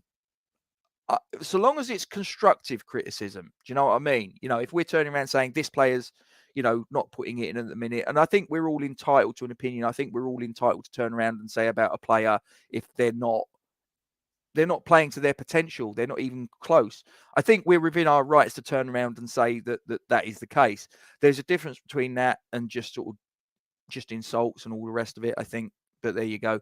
I agree with Mandy. Don't think you should start Danny Ings in either. Just a little bit of back and forth between CC and Mandy. Daniel comes back in. That's a fair point about Johnson, but also his contract also got in the way. Yeah, probably. No matter the result, next game or after, it really is tight from 12th down. Yeah, as I say, I think 12th at the minute is Palace, and I still think they're involved. Can potentially be pulled into relegation. Remember, Villa stayed up last match by 1 point. It's not over till it's over. Absolutely right. I'm just going to quickly dip out and have a look. How's the poll going? Again, if you guys aren't watching on YouTube, get over to YouTube, get involved in this poll. Centre midfield pairing. Your choices are Paquetá and Souček, Paquetá and Fornals, Souček and Fornals, Paquetá and Lanzini. Interesting. We've got a dead heat at the moment, so I need someone to jump in that hasn't voted to put in the casting vote, and then I'm going to close the door because we've got Paquetá and Fornals, Paquetá and Lanzini locked on 42% apiece. Paquetá and Souček is 17%, and Souček and Fornals is 0. Right, we've just had the casting vote. I'm going to shut that off now. Interesting. Your central midfield pairing is Paquetá and Lanzini. So there was I agonising. Should I put Lanzini in ahead of Flynn Downs as a central midfield option alongside Paquetá or alongside anyone? I could have put him alongside anyone. I went with Paquetá in the end. So you guys have gone with Paquetá and Lanzini. Interesting. Two creative midfielders that are anchored by a defensive midfielder. One of the best in the Premier League, I would argue. Will David Moyes do it? There's absolutely fuck all chance of that. Let's be completely honest. Right. Okay. So, what shall I do here? Shall I do your left forward? Okay. So we're voting for the left-sided forward now. So the choices will be. I can spell his name right. Ben Rama. I'm going to go with. I'll tell you what. I'm going to put Fornals there because he can play there. And he didn't get the nod as a central midfield option from you guys. So I'll give him another bite at the cherry. So Ben Rama, Fornals, Cornet, who did come on against Larnaca. David Moyes has said he doesn't think he's ready, but maybe David Moyes doesn't know what he's talking about. No, I'm sure he does. And I'll tell you what, I'll also give you an option of putting the scorer of the 2 goals the other night, Michail Antonio, on the left wing. Because I actually think left wing, left forward, I actually think that potentially could be a position we could utilise him in going forwards. He's played there before. Let's be completely honest about it. Right, I'm just going to quickly go through some of these comments while you guys are getting stuck into the vote. I'm not looking forward to hearing Alan Shearer BS tonight. I don't think you are going to. I think he's out in solidarity with Mr. Lineker. Majority of Villa fans rated him. We were a bit gutted. He and Watkins couldn't make it work. He's a poacher. He's wonderful ability to see a long pass to a goal scorer and isn't selfish. Talking about Danny Ings there. That's fair. CC goes on to say, but you do have to give Ings opportunities to score. And that's exactly what he didn't get against Brighton. As I say, everybody that watched it, everybody said that Ings was just so isolated. He might as well not have been there. He isn't going to look for the ball like Kane would. Yeah, Kane obviously likes dropping into midfield, doesn't he? Coming to get the ball and linking up the play. That's not Danny Ings. Danny Ings is a, like you said, he's a poacher. Kent's gone Rice, Paquetá, and Fornals. So that's his 3. Okay. Well, that was essentially the 3 that we've got. So there you go, Mystic Kent. It'll be Rice or Souček. I think Downs has an injury. Let me just check because I didn't see anything about Downs being on the sick list, Daniela. You might be right. I wouldn't dare turn around and say that you're wrong. What I will turn around and say is that I am looking here on the Premier League website and they've got nothing here against Flynn Downs. They actually say that there's a slight concern over Paquetá, but I think he'll play. Mandy G, 100% it's Rice, Souček with Paquetá. Yeah, it probably is. If we're talking about what is Moyes going to pick, and it's like I say, it's very important to differentiate that these polls that I'm running are your opinion, you, the viewer. It's not what you think David Moyes will pick. It's what you would pick. What would be your option? And it would just be really interesting to see what we get at the end against what's announced an hour before kickoff tomorrow. I think it will be markedly different. I think that you'll probably find that the general 11, the formation, that the whole setup that you guys are going to choose, you'll look at and go, that actually is a team that could do some damage if it's set up that way and with the right emphasis behind it, with the right tactical approach. That's a team that could really start to get the results in the Premier League. And then we'll probably look at what David Moyes kicks out and you'll go like that. So Be interesting. Moyes is the most predictable manager in the league. Do you know what? That's part of the problem. If we can predict it, you can be damn sure that opposition Premier League managers are predicting it. Daniela, I think you're right. His ankle took a knock. Okay, I wasn't aware of that, Mark. You have to forgive me. As I say, I'm going on the information I got. As I say, the Premier League website doesn't make any mention of it, and I've also got a little piece up here from Sportsmole, and it mentions obviously Fabianski's out. It mentions it goes into, actually, I'll tell you what, whilst we're talking, it does, just to give you guys an idea of what we're up against. As far as Villa's concerned, it looks like Coutinho, Dendoncker, Kamara and Diego Carlos are all very likely going to miss the fixture tomorrow. So they've got a bit of an injury crisis, Villa, at the minute. So it may well be, as it says in this piece here, that McGinn may well be deployed a little bit deeper this weekend, which might allow Leon Bailey to come back into the starting 11 potentially.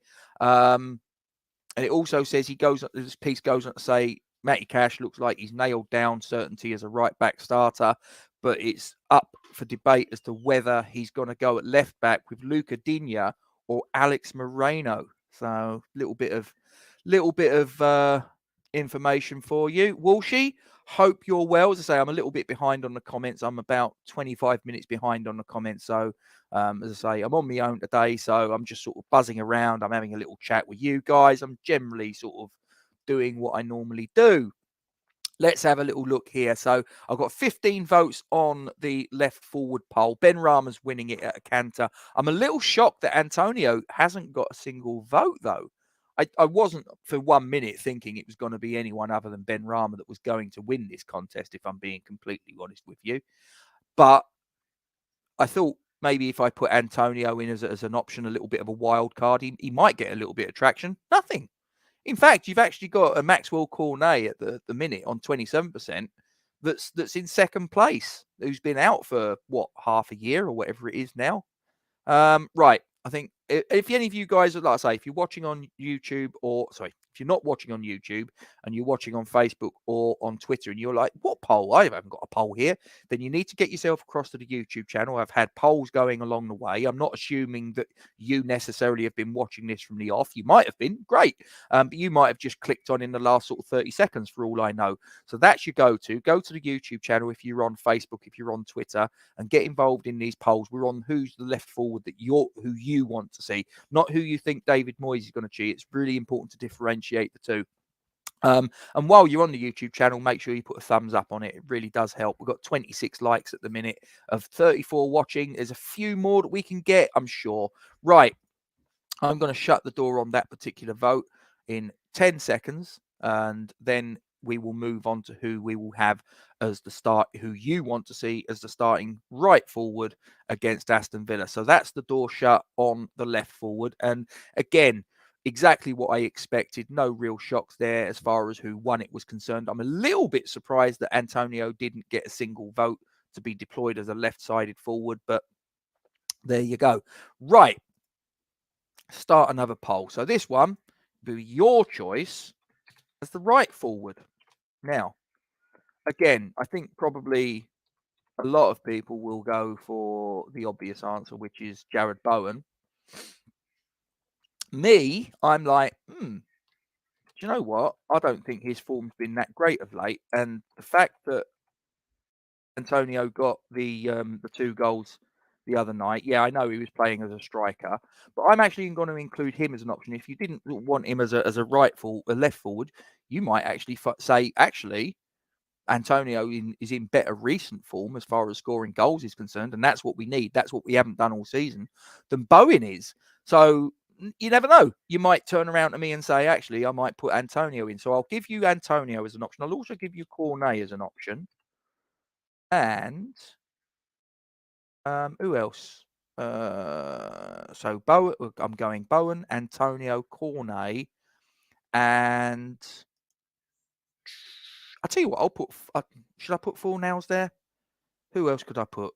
Who else could I'll tell you what, I will put Fornals. I've got a funny feeling that I think it's, well, let's see how this goes. This could be an interesting one. It'd be interesting because I don't necessarily think that it's nailed on that Bowen's going to be the one that wins this, So we'll see what happens. Anyway, I'm going to go through some more of these. 37 watching, 28 likes. Come on, guys, help us out.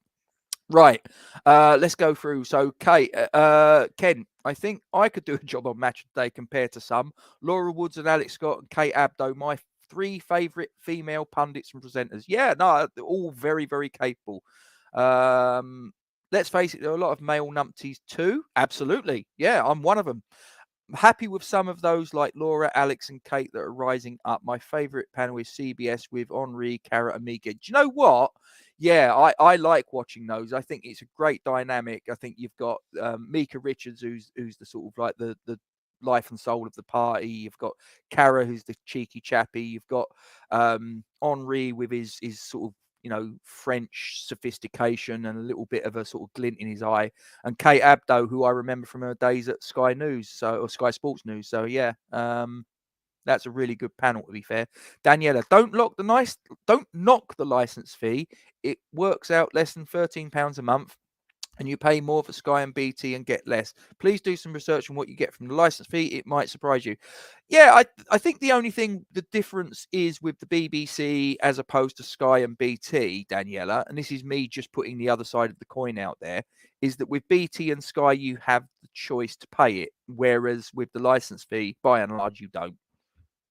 So that's just my bone of contention. Value for money wise, you may well be right. I mean, the license fee doesn't only support what you see on the telly; it supports the stuff on the radio, online, whatever. I get that, but I just think that the days of it being a compulsory license model, I think those days are going further and further into the distance. And they've actually said it themselves that they think that the BBC might eventually evolve into something more like a model like Netflix operates on, like a pay per use sort of model. I don't know.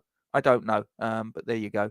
Fulham have been really lively this season. The last third will be interesting to see how they fare. They are due a bit of a bump, maybe more draws. I'm going to move through these a little bit rapid, so forgive me if I miss out a few. Without licensing, there's no local radio, no specialist TV programs, so on, so on, so on. Dom from West Ham Fan TV for Match of the Day Preventer, as long as they don't get Astra Gugu. Sorry, Dom, I had to, mate. That was an open goal. I do apologise. Pacatar and Full Nails for me says, Ken, exactly, be should publicise more money, review this thing, give it to OPs, charge. Yeah, because it used to be free for OAPs and they got rid of that, didn't they? That was one thing I didn't think they covered themselves in much glory with. Probably not. So I go Pacatar, Lanzini, Full Nails. We need to mix it up a bit. Good selection there, Daniela. That's not bad. Might actually watch Match of the Day for the first time in many years now, says Pete. So Lineker, Shearer, and Wright being sort of carted off, and they're the only 3 that I'm aware of. I think that Lineker's obviously been said you need to go sort of right away for a little bit and sort of have a little think about things. And Shearer and Wright, as far as I know, have turned around in solidarity and said they're off. I don't know. As I say, I've not read too much into it. As I say, I got off a plane from Larnaca yesterday and I hit the wall at about 8 o'clock last night, and I woke up about half hour before I hit go live. So I've not really genned up on all of the ins and outs as far as this situation is concerned. So if I get anything wrong about it, you'll have to forgive me. I'm just doing this on the fly. Kent comes in. Forest are the only team with an away form worse than us this season. Only scored 3 goals. That is awful.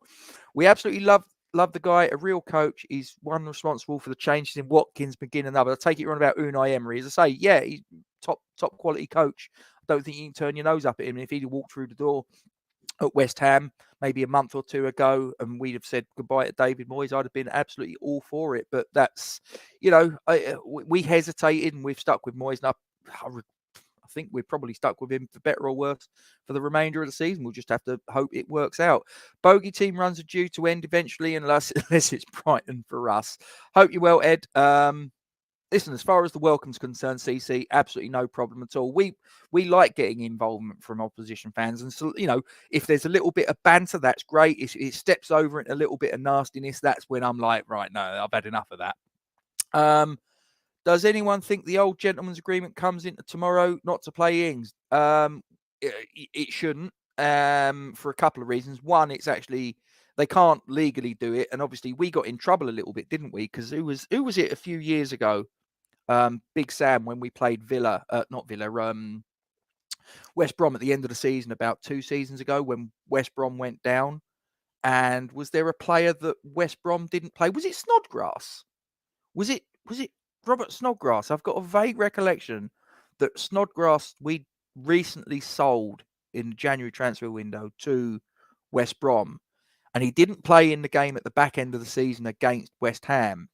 And he let it be known in a post-match interview that that was the reason why Snodgrass didn't play.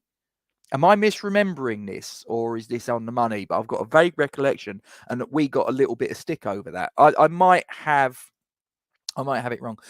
Pete comes in. Have you got any updates on the possible 5 who might be missing for us? As I say, looking at this little piece here, I mean, I think obviously Fabianski, we know he's out. I think it's very likely that WHUAVL will be out. There's on the Premier League website, they've got Paquetá as a doubt. In fact, if I just refer to the Premier League website for a moment, Fabianski apparently has a 25% chance of playing, as does Vladimir WHUAVL. I think there's a 0 chance of Fabianski playing, actually. But there you go. They've got Paquetá as a doubt. They've got him down as a 75% chance of playing. And they've also got a 75% chance of playing for Antonio. So they've got listed on the Premier League website 1, 2, 3, 4 players that look like they're not going to, or not that they're not going to make it, but there's question marks over their fitness. If I then cross-referenced it with what I've got here on Sportsmole, they don't really mention anyone as a West Ham player that's a doubt other than Lucas Fabianski. Now, as I say, you'll have to forgive me if there's certain bits of information that I haven't got.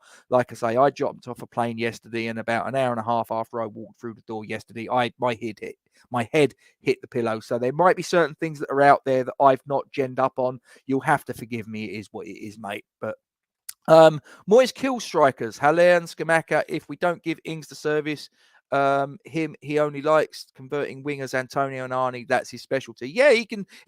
We've discussed before, mate. He can convert a winger to a striker and do a half decent job. But if he's actually got a ready-made striker, he turns him into a sort of like a defensive midfielder. I don't understand, but there you go. Darren, hope you're well over there in Bangkok. Bumper to bumper, he says. Awful. We should make the other TV companies do more public social. See, there's a little discussion going on between CC and Daniela about so checking full nails would have been my pick, says CC. Ed's agreeing. Daniela, but even Harry Kane is not scoring at the moment. No, but he's contributing, isn't he, Daniela? He is, let's say, he's contributing, even if he's not scoring goals. I think you can't turn around about Harry Kane and say that he isn't contributing. Loving the poll. Downs is injured. Okay. As I say, just cross-referencing with what I've got here. As I say, there might be other sources of information that you might have that I'm not got up at the moment. But there's no mention here of Downs being injured. But Daniela comes in and says she read that Downs had a foot injury after Thursday. Okay. And then Rob comes in, couple of stitches in his ankle. Okay. Right. Fair enough. Hot off the press, the Beaver Cancer Football Focus final score. Yeah, I think someone mentioned that a little bit earlier. Kamara, big miss for Villa. Leon Bailey is a pigeon catcher. Very fast. We have to watch him. We absolutely do. Right. To be more precise, Kamara is the only new injury. So Kay is the only one we have to accommodate. But he is a big miss for us. He is our version of Rice, a brilliant young player. Not seen too much of him, to be honest, CC. So you'll have to forgive me, but I'll keep an eye on him now tomorrow if he plays. And we thought we were in a mess. It looks like the BBC want that title. You could be right there, Daniela. Pete comes in and says, I wonder if the Beeb will go back to just showing the old test card. If that happens, mate, that's really poor. Albie, hope you're well. I also heard there will be no pundits or interviews with players or managers after the game. Now that I don't get. I mean, surely we as fans, surely we as people that are paying the license fee, even if you're not going to utilize pundits and all the rest of it, and just literally put an interviewer in front of a player pre, post match, whatever. Surely that's the minimum, isn't it? I know that obviously we want to watch the match, but surely you can't just have match, and end of program. You need a little bit of something around the periphery. And Andy comes in and says he dropped Brown and then corrects himself and says Bowen. That's all good. Fair enough, Daniela. One of my very good friends is actually dyslexic, very badly, actually. Pete comes in. See, the B will no longer be showing their evening Wimbledon highlights. Nothing to do with Lineker business, though. Okay, interesting one. Kent, I'd like to say Bowen and Benny on their favoured feet to get the best out of the central striker. So you'd have Benny on the right and Bowen on the left. Okay. I mean, that would mean a return to orthodox wingers, which I don't think people like to do by and large as far as Premier League managers are concerned. Right, we've had 19 votes on the poll that I'm running as far as the right forward is concerned. I'm going to end it now. And Bowen's won it. I wasn't totally convinced, if I'm being honest, that Bowen was going to. I thought that he might have had a bit more competition. And he did. I mean, Antonio this time, as opposed to last time when he got 0 votes on the left flank. Here he's got a little bit more of the vote, but it's not enough. He got 21%, as did Maxwell Cornet, and 5% to Pablo Fornal. So that now leaves us with our poll for who you want to play as a striker. Just bear with me. Now, I think it's fair to say Danny Ings has to be in there. I think Mikel Antonio has to be involved in this one as well, because of the 2 goals. He's kind of put himself, he's given Moyes a little reminder of what he's all about. We got to go Skamaka. And I will give you a 4th choice. And I don't think that this 4th choice has got any chance of... This 4th choice probably isn't going to make the bench as far as Moyes is concerned. But I like this. I like this player. I think this kid could potentially have a big future if he's used right. And it's Divine Mubama. I'm a big fan of Divine Mubama. I really am. So I'm going to include him as one of your striker options. Get stuck into that. As I say, if you're not watching on YouTube, if you're watching on Facebook, if you're watching on Twitter, hop across to the YouTube channel. You can get involved in this last poll that I'm running as to who you play as the striker.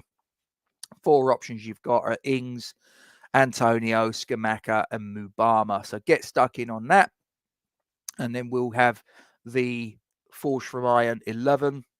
And then we can sort of have a look at who I've selected. So, Daniela, head says Bowen, heart says Fornal, as I went with heart. Fair enough. Kent Hammers, agree on Bailey, hit and miss, bless him. Watch out for Alex Moreno and a possible secret weapon, a big young Chilean player called Duran. He makes an impression, 10-15 minutes so far, one to watch. Interesting. Another little nugget of information. Appreciate that, CC, really do. Comes back in, says, that's what I've heard too. Klopp, I think, he was one of the first to speak it. Fair enough.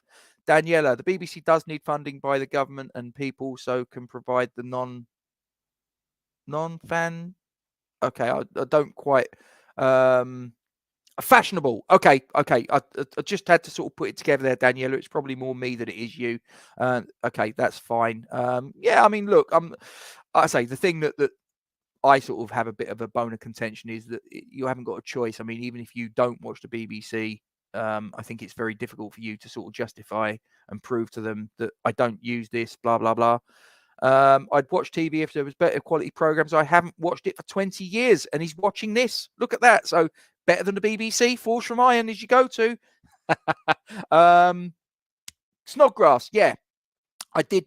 I was going through it in my head, Ken, and I was thinking, was it Snodgrass? I remember Allardyce saying something in a post-match, and it was right at the end of, was it the season we finished 6th? So not last season, season before.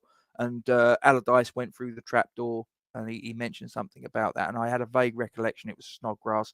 Our away record is bad, but there are only 8 with better defensive records than us. And that's the one thing that kind of gives me the crumb of comfort. Take away the 4-0 defeat against Brighton last week, and our defensive record of the teams that are down there is excellent. And even as far as the Premier League's concerned, it's not too bad. It was Snodgrass, yeah. Thought so, Daniela. Love Snodgrass, loved him at Villa. What a character he is. Yeah, is he still? Did he go back to Scotland? I can't remember. I've got a vague recollection that he went back to Scotland. Antonio came off because his hamstring was tight. I'm guessing that was against Larnaca. Larnaca, very nice place. I'll tell you what, their fans, and I mentioned it in, if any of you have seen the match log, and if you haven't, you can watch it after this. Their fans, I've got to give a big thumbs up to. Small ground, 8,058 capacity, but their fans got in there, drums, flares, flags, singing the whole time. And when I say the whole time, I'm talking before the match, during the warm-ups, the whole first half, the halftime interval, after the game had finished, second half, whatever. They were just constantly at it.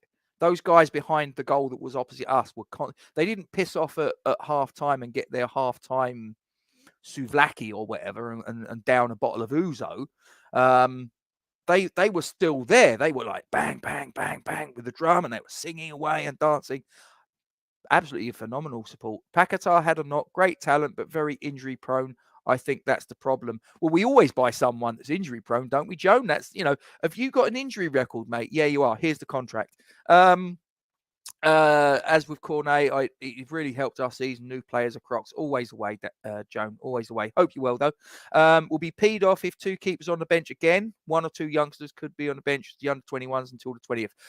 Mate, honestly, you're preaching converted there.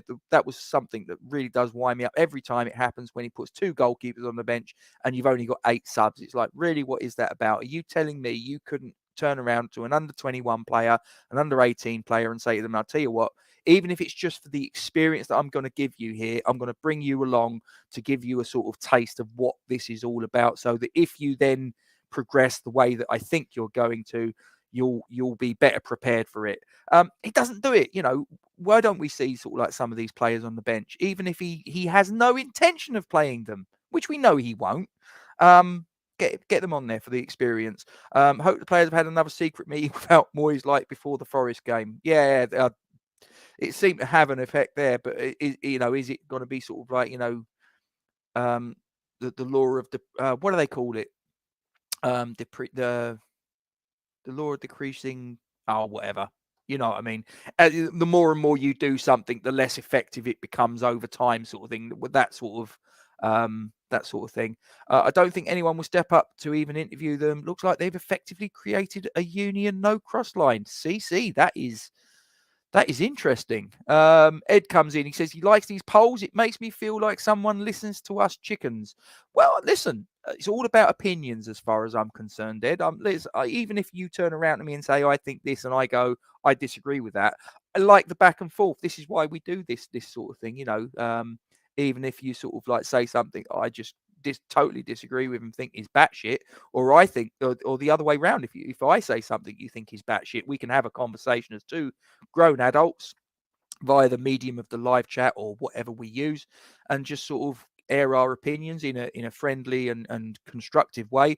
And at the end of it, bid each other a fond farewell, as adults should.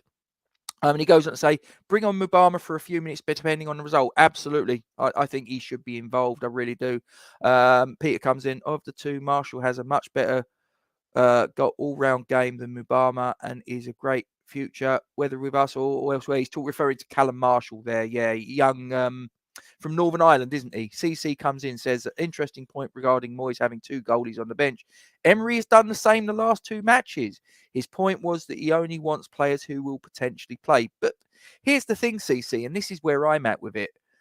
What is the potential for a situation to unfold in a Premier League 90 minutes where you will need to utilise not just 1 but 2 goalkeepers from the bench? I'd like to know, in all the years that they've had the multiple substitutes, because obviously going way back, you only had like 1 substitute or maybe 3 later, and then obviously it expanded out. How many times has 2 goalkeepers ever been necessary?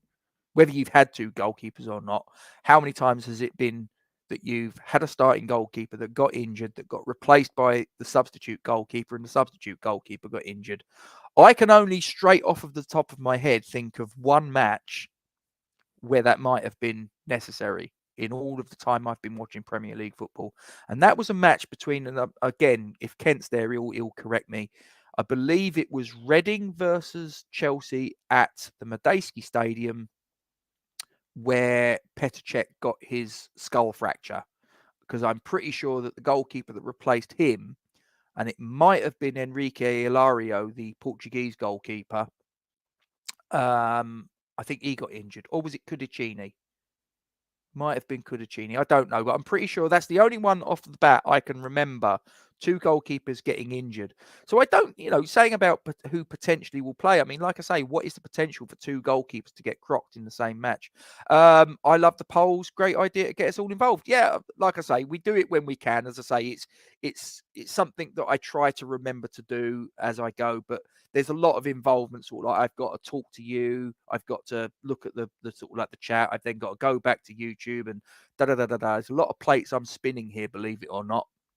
Right, I am going to end the poll of which you refer to very presently. So again, if you're not watching on YouTube, if you're watching on Facebook, if you're watching on Twitter, get across to this poll that we've got running. This is the last opportunity you'll get to have your say on this particular team that's going to be put out tomorrow. And it's your striker, not the striker you think David Moyes is going to pick. Your striker, if you was the manager, who would you pick? You've got 4 choices. You've got Danny Ings, who at the minute is absolutely racing away with it, and not really surprisingly so, in my opinion. He's got 67% of the votes, so 2/3 of the Force from Iron voters have gone with Danny Ings, the former Villa striker. You've got Michail Antonio, Gianluca Scamacca, and Divine Mubama. All 3 are locked at this precise moment in time in silver medal position. You can't separate them. They're all on 11%. It's absolutely incredible. But I'll let that run for a little bit longer. Just have a little look. Antonio took his goals well on Thursday, but Ings and Scamacca are in the league for me. Here's the thing, and I mentioned it in the vlog. I think that if you look at the 2 goals that Antonio got, he didn't think about it. There was the ball in from Benny, glancing header, goal. There was the control, turn, shoot, goal. If he's got to do something quick, brilliant. If he's got a one-on-one, I think he's absolutely hopeless at one-on-ones because he's got too much time to think about it. He's thinking, is the goalkeeper going to do this? Should I go low? Should I drive it? Should I chip it? Should I put some bend on it? Should I do... Oh, shit, I've shot it straight at the goalkeeper. One-on-ones, I don't want to see Antonio involved ever. We overpay for injury-prone players. I once got told that part of the reason why we overpay is because our training facilities are so shit, and it's basically a sort of a sweetener, if you will. This is your place of work for most of the time you're going to be employed with us, because obviously that's where you're going to be as a pro player most of the time. You're not going to be at the stadium so much. You're going to be at Rush Green. And compared to a lot of the other Premier League clubs, our training facilities are shocking. So I got told once upon a time by someone that the reason we pay what we do is to kind of mitigate that particular circumstance. I don't think Mubama will feature for the first team today. The under-18s are playing Norwich away at 12 o'clock. No, I'm not saying start him, but I am saying what's the harm in involving him from the bench, even if he's got or any player from the 21s or the 18s. What's the harm, even if they had a game the previous day, of involving them from the bench, even if it's just that they get the experience of meeting the players at Rush Green, getting on the coach with the players, making the journey to the London Stadium, going from the coach into the stadium, having the team talk, going on, being pitch side, 62,000. Even if David Moyes has got no intention of using that player, and whether it's Mubama or AN other, just getting that experience, I think it's invaluable. Did you stay in Cyprus or you were awake for days? Great vlog of your travels. Right. Okay. Here's what happened.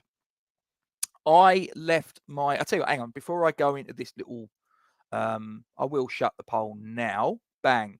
Right, so we've got 63% of you went for Danny Ings, 15% of you, so in silver medal position, we did have a sort of like a separator then, because they were all in silver medal position there.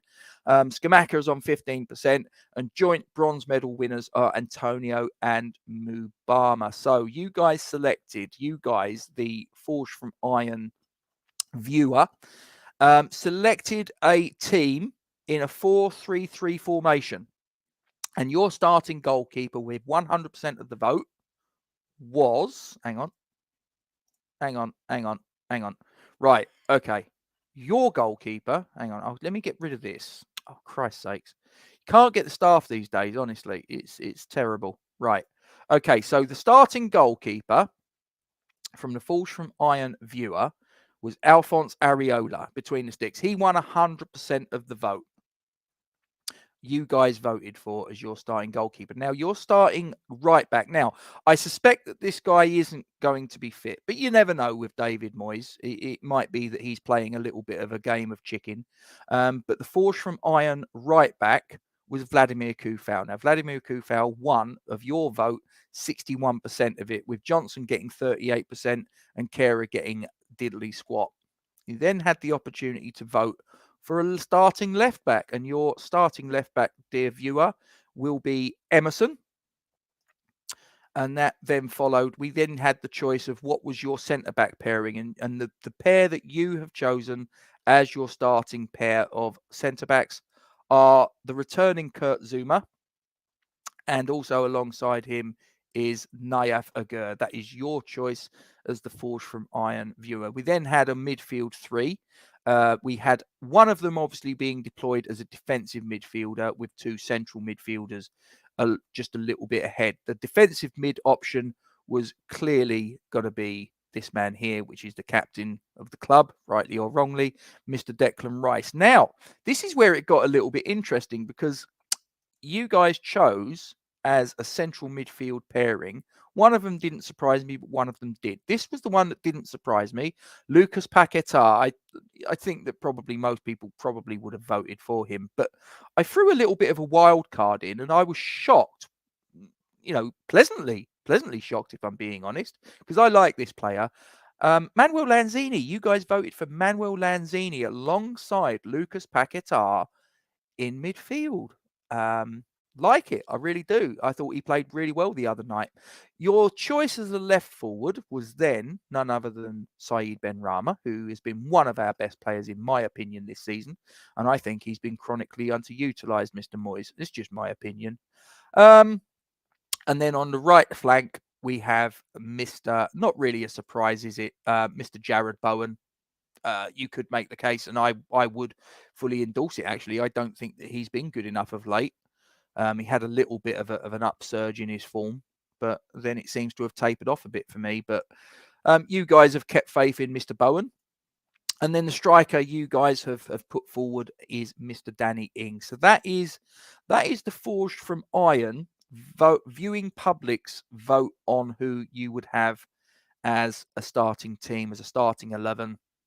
Your formation. I probably should now show my hand. So this is what I've selected, which to a degree is very, very close. You'll probably note that I didn't put Vladimir Kufal as right back, quite frankly, because I don't think that he is going to be involved. From what I'm hearing, I believe that he's not going to be available for selection even. So if he'd have been available, I'd have agreed with you guys. But I've gone Areola in goal. I've gone a 4-3-3 formation, exactly the same as you guys.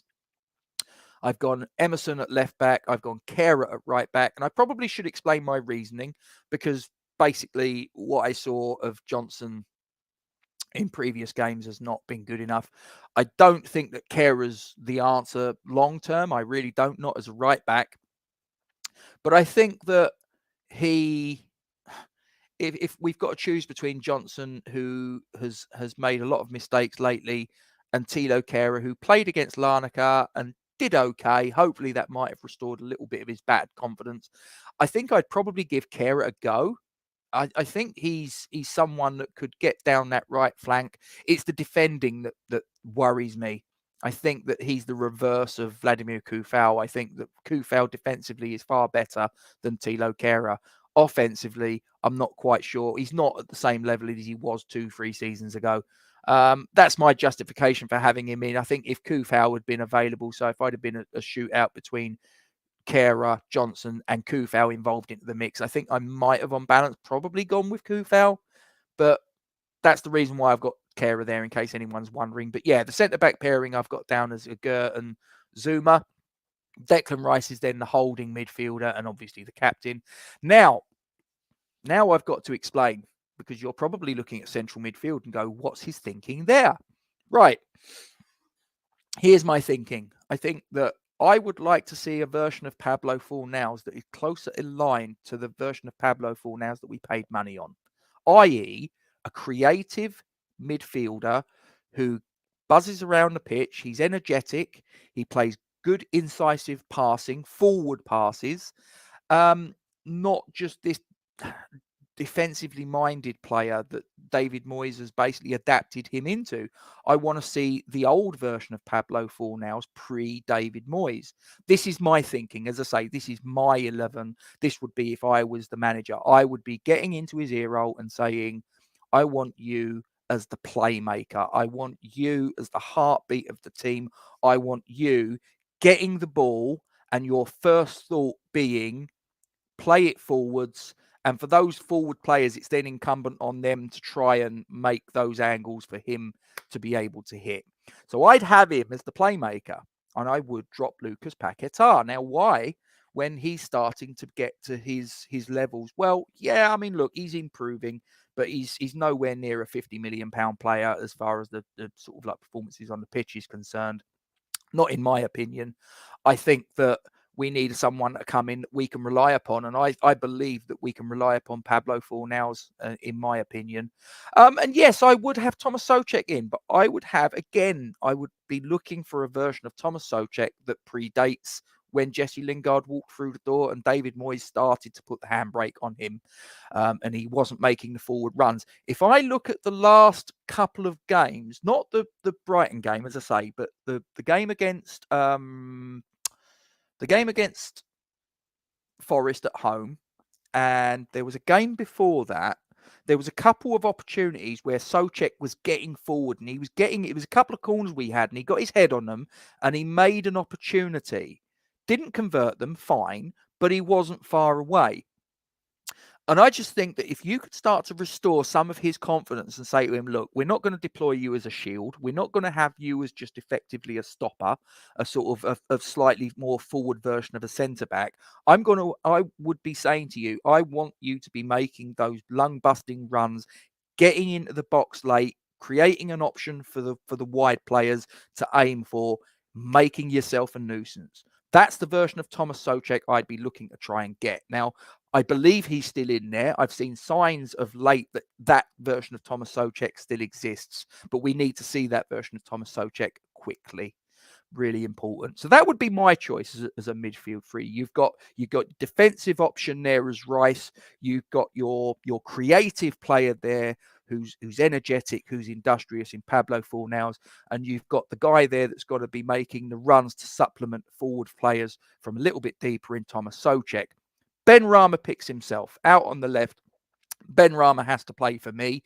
You might disagree. You might think he's a little bit more flaky, yada, yada. Fine. But in my opinion, Benrahma has to start. And I would put Antonio on the right because I think that his pace could cause all sorts of problems. I think hopefully his confidence might be up. Now, again, I know that there's some questions, did he feel his hamstring against Larnaca? I've not seen anything on any of the publications that I've seen that suggests that. So if he's available, I think I would actually drop Jared Bowen. If obviously there is a fitness concern over Antonio, then yeah, fine. I might be sort of saying Jared Bowen to get the nod. But even then, I might be tempted to say, actually, we need a bit of pace. We need a bit of trickery. We need a bit of directness. And I think Maxwell Cornet could offer that. Do you know what I mean? So that's my thinking there. And then obviously Danny Ings doesn't really take too much thinking about, he scored 2 goals in the last home game. He's an ex-Villa player, so he will know how the players that he's up against will operate. Conversely, they'll know how he operates. So it's one of those, it's 6 of one, half does the other.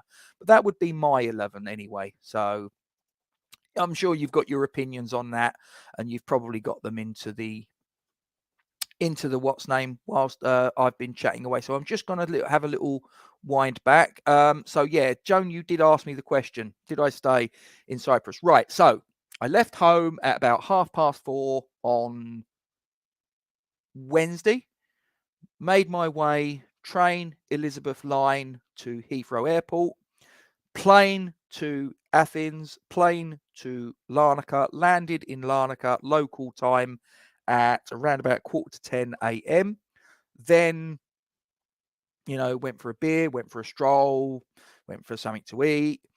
Coach turned up, went to the ground. The game kicked off local time at 5:45 p.m. Game, back out on the coach, back to where we started, which was the meeting pub in Larnaca, right by the beach. Lovely place, honestly. Met up with a few people, beers, sing-song, chat, debrief, whatever.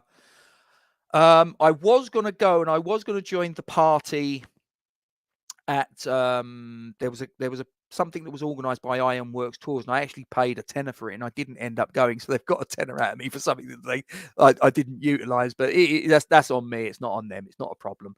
And if any of you guys know of Ironworks Tours or don't know of Ironworks Tours, more to the point, that this is a crowd that operates and as it says, and you probably work it out what they do. They work out match day travel to and from games and various other bits and pieces on the periphery. So give them a look. They're on Facebook.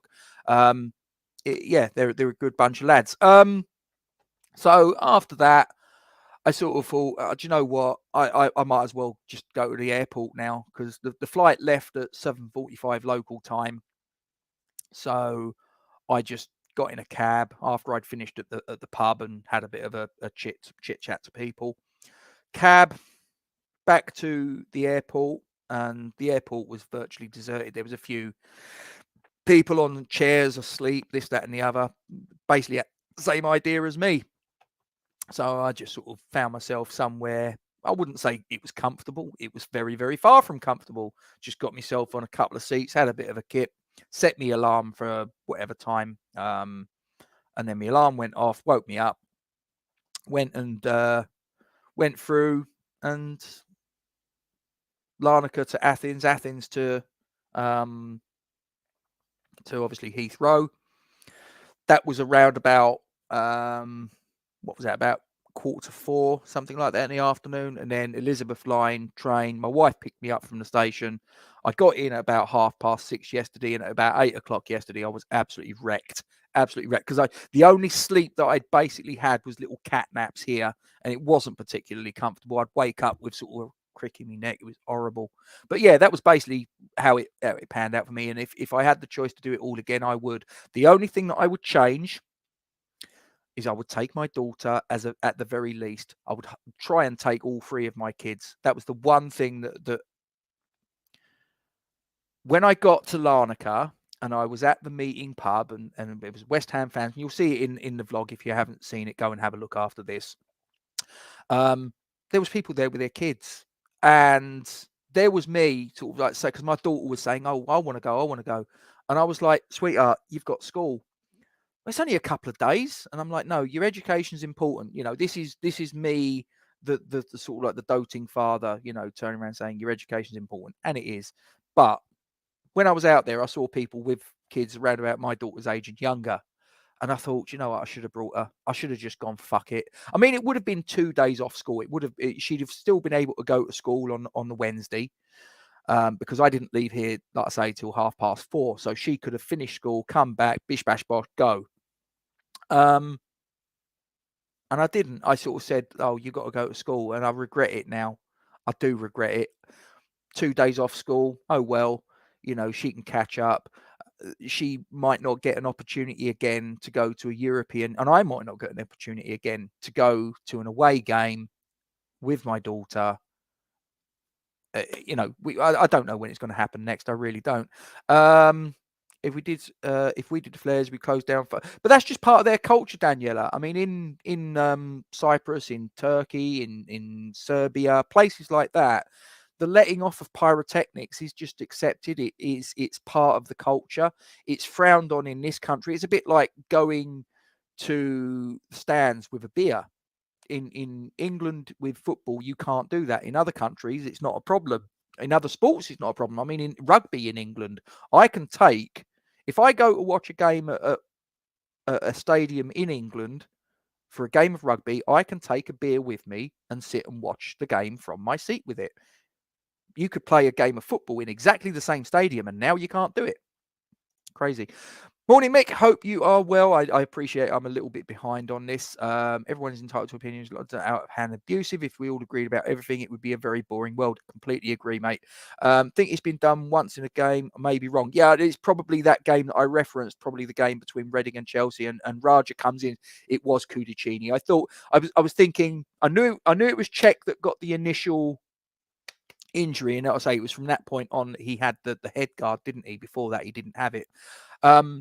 And I was trying to think who the second goalkeeper was, and I initially thought it was Enrique Ilario, the Portuguese goalkeeper, and then I thought, no, hang on, or was it Cudicini? Yeah, it was Cudicini. Fritz, hope you are well, my friend. I don't know if you're still there, because I say this came in 19 minutes ago. Late to discussions, not a problem, mate. Going to the game tomorrow. Well, if you're around, and if I'm around in time as well, give us a shout, and we'll see if we can meet up for a beer on the boats. Not looking forward to it because I'm not positive about Moyes' abilities to get us out of the mess. Antonio and things up top, please. Right. Well, straight away, I think that you've probably turned around. You've kind of sort of hit the nail on the head. Antonio and Ings up top. Yeah, it's not going to happen with Moyes. So there you go. I think it's rare to go for two. Rare for two to go down. I can only think perhaps one of the goalkeepers is young and have to check. Yeah, I say I don't think using two goalkeepers is terribly likely. So why bother? Antonio also does well against us, sadly. So I'd vote for Skamaka. Talking about striker options, very worrying the amount of corners we conceded on Thursday. We'd be punished by teams in the league doing that. Yeah, I mean they bless them. Larnaca, lovely place to go, but they just didn't have any punch about them up front. How's your scene going last year? Just a few little back and forth. Corners isn't something you have to worry about much with us. Yeah, CC, I'll tell you what, if you've got a duck as far as getting goals at corners is concerned, we're the team to come up against. We're the gift that keeps on giving. Ings and Antonio up front got more chance of winning the lottery. Yeah, I agree. I think what Fritz was alluding to, I think if Fritz was picking the team, this is what he'd like to see from David Moyes, but he probably knows in his heart of hearts it's never going to happen, same as you. Is the game live on TV? I'm not totally sure, but what I would say is that given that Manchester United kick off at the same time and Arsenal kick off at the same time, I think that the chances are that it's one of those two that will probably get the nod. I don't know. Someone else might have already answered this in the chat. We basically lost 1.5 seasons with Gerrard, but it's all worth it now. We have Unai Emery. He had to take the team and individuals back to basics, rebuild confidence, improving every match. Maybe we need someone like that. Personally, I played a reserve team in the second leg. I'm not sure we can quite go that far, usual suspect. I'm really not. I think that if we'd have got an extra goal or two, which we should have done, in my opinion, and you'll know this if you watch the vlog, so go and have a look if you haven't. I think that 3-0, 4-0 on aggregate with the home leg still to come, I think, yeah, you can really let sort of like the handbrake off.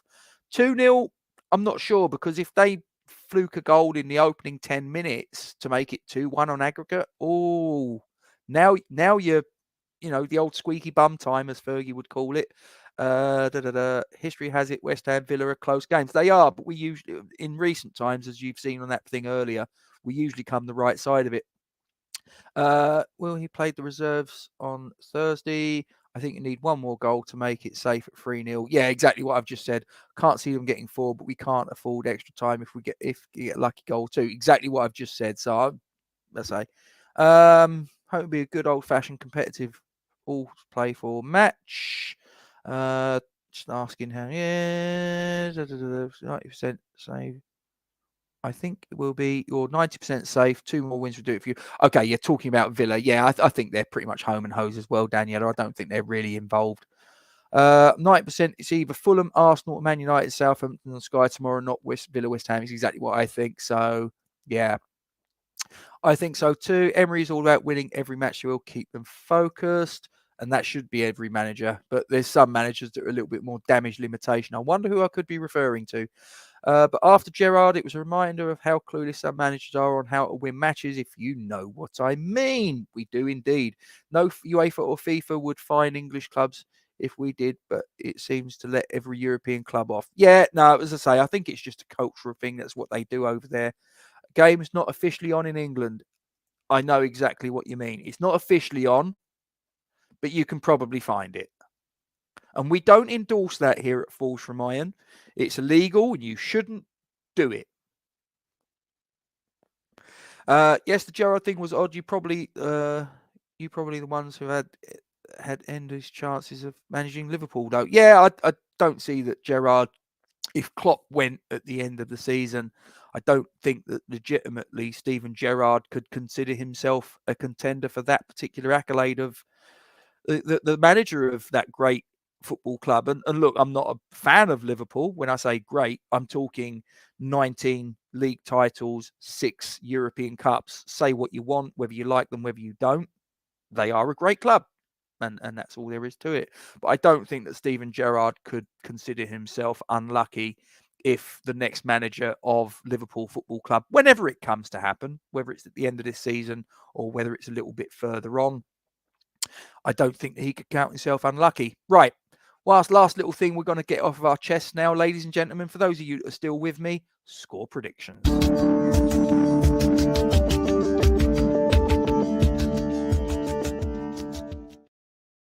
Right, well, I think this is going to be a really tough game. I'd have been much happier, and CC's alluded to it in the chat a little bit earlier. I'd have been much happier if it had been Steven Gerrard in the opposite dugout.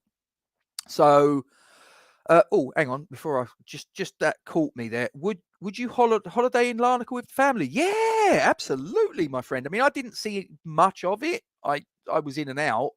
I've been to Cyprus before. It was many years ago, before we even had kids, before we was even married, the wife and I. But we went to Paphos, and I loved it. I got to say, I really enjoyed it. So would I holiday in Larnaca? Yeah, why not? One thing I would try and avoid, and this came from the cabbie that took me from sort of like the town centre back to the airport. Even he turned around and said July, August time, as far as the heat there's concerned. And this is coming from someone that's born and brought up there. Even he finds it unbearable. So I would probably try and avoid those months. Going there when I did, it was 21, 23 degrees Celsius, blue sky. It was nice. So I'd probably say maybe Easter might be a good time potentially. You'd have to do a little bit of research, mate, but yeah, I'd definitely go there. Right, okay, so back to matters, and I want you guys to get involved. Get it in the live chat. I want your prediction. Do a little bit of a sort of, into the sort of like the tea leaves. Have a little sort of get involved of what you think the scoreline is going to be. How's the game going to unfold in its general pattern of play? Here's what I think. I think this is going to be a really, really nervy game. I think this is going to be a game where we're going to have to really dig deep. I think that Villa are going to test us. I think that under Unai Emery, they found a way of playing which has made them much more effective in Premier League football than what they had when they was under Steven Gerrard. So I think that this is going to be a real tough test. This is going to be an arm wrestle. And what I don't want to see is David Moyes parking the bus from the get-go. I think that sometimes defense can be the best form of attack. Now, it has to be said that I'm not saying go gung-ho. I'm not saying go full-on Kevin Keegan, 1996 Newcastle United, and just sort of throw kitchen sink at them and not worry about the back. You have to sort of find that sweet spot. You have to find that balance. But I do think that David Moyes more often than not this season, sadly, has sadly been more defensive minded for a lot more of the match than he needs to be. I've got no problems in sort of like keeping it tight for the first sort of 15 minutes and sort of like getting into the game. I would understand that thought process, but then beyond that point, now start to sort of grow into the game and exert your will. And don't forget, we're the home team. We need to see something. I'm talking we as the fans, whether we're in the stadium, whether we're watching, we need to see something that says that performance, that scoreline against Brighton, maybe the result we could accept, maybe the result we could see coming, but not the performance like that. That was a total waving of the white flag. That was a capitulation. Now, again, if Kent's still in the chat and if he's not, fine. But Kent did his match review and I've shared it on Forged on YouTube. It's very rare that I've seen Kent so utterly pissed off, so angry as that when he gives his post-match analysis. This was a performance that he just looked at and went, this is just not acceptable. And he was right. He is right. And we need to see a performance that puts that to one side. And even if we come up short, if we come up short in a match where we could look at and go, we were far and away the better team, but their goalkeeper, who's a fantastic goalkeeper, and he's someone I really do rate, Emiliano Martinez, brilliant goalkeeper, obviously won the World Cup with Argentina, absolutely fantastic. So we're going to have to be on top form to beat him. Are we going to do it? I don't know. I mean, look, the one thing that gives me a little bit of confidence is our recent record. And as I showed you earlier, our record, we haven't been beaten by them since 2015. Yes, obviously a segment of that time they were in the championship, but fundamentally we haven't lost to this team in about 8 years in all competitions. And as I say, the way that I think that we as fans, the way that I think possibly our players view Brighton, I think is probably going to be the way, and CC said it earlier in the chat, that's exactly correct, that Villa view us very much as Villa's bogey team. And I do wonder whether that little seed of doubt, whether that little 1% of doubt that record will put into your psyche might be to our advantage. I'm going to turn around and say, if we set up correctly, if Danny Ings is given the service, if we as a fan base, as the crowd, really galvanize and get the support going, we can win this. We can win this. Whether we will is another matter. But I'm going to put my head on the chopping block. I'm going to go 1-0 West Ham. I think it's going to be a tight affair. I don't think it's going to be a game for the purists. I don't think it's ever going to be a game that, if they show on Match of the Day 2, whether Lineker's there or not, I don't think it's going to be the first game on. I think it's going to be attritional. I think it's going to be quite difficult to watch at times. I think it's going to be seat of the pants stuff, but I think we're going to win it 1-0. It might even be that Pablo Fornals gets another deflected goal. Who knows? But get your comments in. As I say, I'll get to them in due course. I'm just going to go back onto the chat and have a little look. Where did I get to? I got to... Hang on, I've lost it. I do apologise. I can't find it. Where did I get to? I got to the Larnaca comment. I can't find it. Yeah, there it is. Right. So that was the one that was the previous one. Right. So Pete comes in. Bargain Hunt fans will be happy with it replacing Football Focus. You're right. Have to thank our Christian Perslow. Yeah. Is he still your CEO, Christian Perslow? Right, Peter's coming. He's gone 3-1 Villa. Oh God, that would not be good. 7 goals in 2 consecutive league games. Yeah, that would start to worry me, because if we conceded 3, having conceded 4 in the previous league game, you do start to wonder, sort of defensively, is it all starting to go to shit? Up to this point, we've been pretty good defensively, but that wouldn't be good. But Joan comes in with a 2-0 win to the Cockney boys, but Walshy's a little bit more cynical that we're going to get the 3 points. He says that it's going to be a 2-0 Villa victory. Hard suspect. Yeah, it is. It is a tough call, but a 1-0 would be fine. This is a game that I think the performance is less important to me than it is the result in a lot of ways. We just need 3 points by hook, by crook. It doesn't matter. We can't pass up opportunities to pick up 3 points. We've just got to go for it. As far as I'm concerned, this is a home game. This should be a game we're up for. The players, the coaching staff, they owe, at the very least, the fans that made that journey down to the Amex, they owe that bunch of guys that went down, and girls that went down to the South Coast. They owe them something, and they need to show it tomorrow. They can't delay. True Coxley, hope you're well, mate. Comes in, he says 2-1 Villa. Close, but no cigar for West Ham there. CC comes in. I hate calling games. Worst case draw 1-1. That's called sitting on the fence.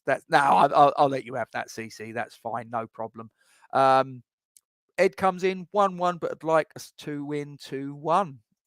Absolutely. Any win I'd like us to have, Ed. You know me. Daniela comes in, Hez says a close 2-1. Hart saying it could be a surprise 3-0 West Ham. As long as we win, I don't mind. Albie comes in, says 2-1 to the Irons. Daniela's come in, says I've gone to Rhodes, which is some zone is Right, okay. Beautiful May, June, or September in the mid 80s. We went to Rhodes, Faliraki. You can probably work the rest out. If you know, you know. CC, I think you are slow starters. You're not kidding, mate. And we have been starting sharp early away. We also do better against teams that are offensive versus being defensive in our away matches. Honestly, this could go either way. All will be revealed tomorrow at 2 p.m. UK time. Morning, all, Neil. Hope you're doing well. From rural South Australia, 10:07 p.m. on a Saturday night. Don't feel confident at all. He goes 2-1 to the Villains. There you go. And having Ings too. Oh, right. Yeah. Yeah. I see what you're saying there, CC. Appreciate it. Hi from Neil Lander down. They're just explaining a few pleasantries there. Hoping not to see any deflections or bubbles today. Fair enough, CC. I appreciate that. Hi, Daniel. All good here. A-League team Adelaide United just won 4-2 and moved into second place on the ladder. So at least one of my teams is doing well. Like it. Yes, after Gerrard, he has had his wings clipped by the owner. So you've still got Perslow in harness. If he's the one that recommended Gerrard, and that obviously went really badly, I think he can count himself quite lucky to still have a job, quite frankly. But there you go. Okay, just having a little look at some of the comments. Happy now the days are getting longer and more sunshine. Just needs to get warmer. You're absolutely right. It's dipped quite drastically, isn't it? I mean, I couldn't believe that the day that I was flying out. And here's something for you. So I'm in the departure lounge, and there was obviously some other West Ham fans around as I'm about to get on the plane to go from Heathrow to Athens. And there was a bunch of lads that was at Heathrow Airport that very morning from about, I think their flight with British Airways was meant to be about 10 o'clock from memory in the morning. And their flight just got cancelled because of the snow. And I was like, it wasn't like it was fucking 6-foot snowdrift, for Christ's sakes. What's that all about? And they just went, no, we just cancelled it. And they ended up having to get on the flight with me, poor sods. 2-1 to West Ham, says Stuart. Come on, you Irons, West Ham till I die. Absolutely well said. Come the warm days for you as the cold days. Yeah, but your cold days are not as cold as our cold days, are they? Let's have it right, Neil. Come on. Have to run all. Really enjoyed the banter. Good luck with the rest of the season up the Villa. Hope you well, CC. You'll have to forgive me if I won't endorse your up the Villa comment. I'll have to say, as far as tomorrow's concerned, no. Keep the Villa down as far as possible. Beyond that point, it's fine. My manager's actually a Villa fan, and he's a lovely guy. So I hope Villa does well, but just not tomorrow. So there we go. Just going through a few of the comments there, a few little pleasantries. I went to Faliraki at the stay at the Lisbeth Apartments. Don't know. It might have even been where we stayed. I can't. If you ask me where we stayed, I haven't got the foggiest idea. Loved the place. Left the West Ham away shirt there, blue with stripes. The old Argentina kit. Sorry I missed it, Rob. I'll go back and watch it from the start as soon as it's finished. Not a problem, True Cockney. You're all good. I'm probably going to wrap it up there. So I've obviously done I've done the starting 11 as per the Force from Iron viewer. I've done my 11 and my thoughts on why I've picked it. You guys might agree, you might disagree, but we've done the who the team is, all the rest of it. I think I've probably covered everything, unless anything of you guys jump in real quick with anything that I might have neglected to mention. But I don't think I have. I think we've covered off everything that we needed to cover. You're welcome, Walshy. Hope you're well. Any of you guys that are still there that haven't dropped a like on the stream, if you could please do so before you let yourselves out. We've got 35 likes at the minute, and it really does make a massive, massive difference to the at least you didn't stay in a hospital. Yes, that was the guy that and again, I don't know. I haven't genned up on it. I don't know if he's out of hospital. I don't know if he's still in hospital. I don't know what the situation is. That was awful. Awful. From what I understood, did he fall out of a moving vehicle or something? Yeah, not good. The retro 60s one. Hold on. The retro 60s one. Sky.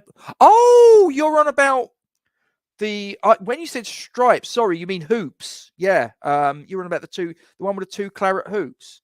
The old 1970s away kit. Oh, that I've got one of those upstairs with the number 6 on the back. Obviously Bobby Moore. So thanks, Gatesy. You and the other fans made my morning. Cheers. Ed, you're more than welcome, mate. I do my best. If people don't like it, it is what it is. But I try my best to sort of make people smile and have a little bit of a laugh and whatever, whilst also trying to give a little bit of information out there, which hopefully I've done. I've hopefully given you as much as I can. No one's come in with anything that I've missed, any glaring omissions or anything like that on my part. So, drugs, booze, and stupidity. Oh, right. Oh, okay. Yeah, yeah, I have a beer, but I've never done any drugs at all, and some people might say I'm a very boring individual for that fact, but that's just me. I've never really seen the point of it. I'll have a light ale, and when I start getting to the point where it's all going a little bit fuzzy around the edges, that's when I abort mission, and sort of that's pretty much me. Right. Anyway, talking about aborting missions, I'm going to do that. Before you disappear, as it says there on the old banner, please don't forget to like, comment on, and share the stream to your social media platforms. Subscribe to our YouTube channel if you haven't done so already. Hit the bell icon for alerts on new content. And as always, ladies and gentlemen, we thank you very much indeed for your support in this matter.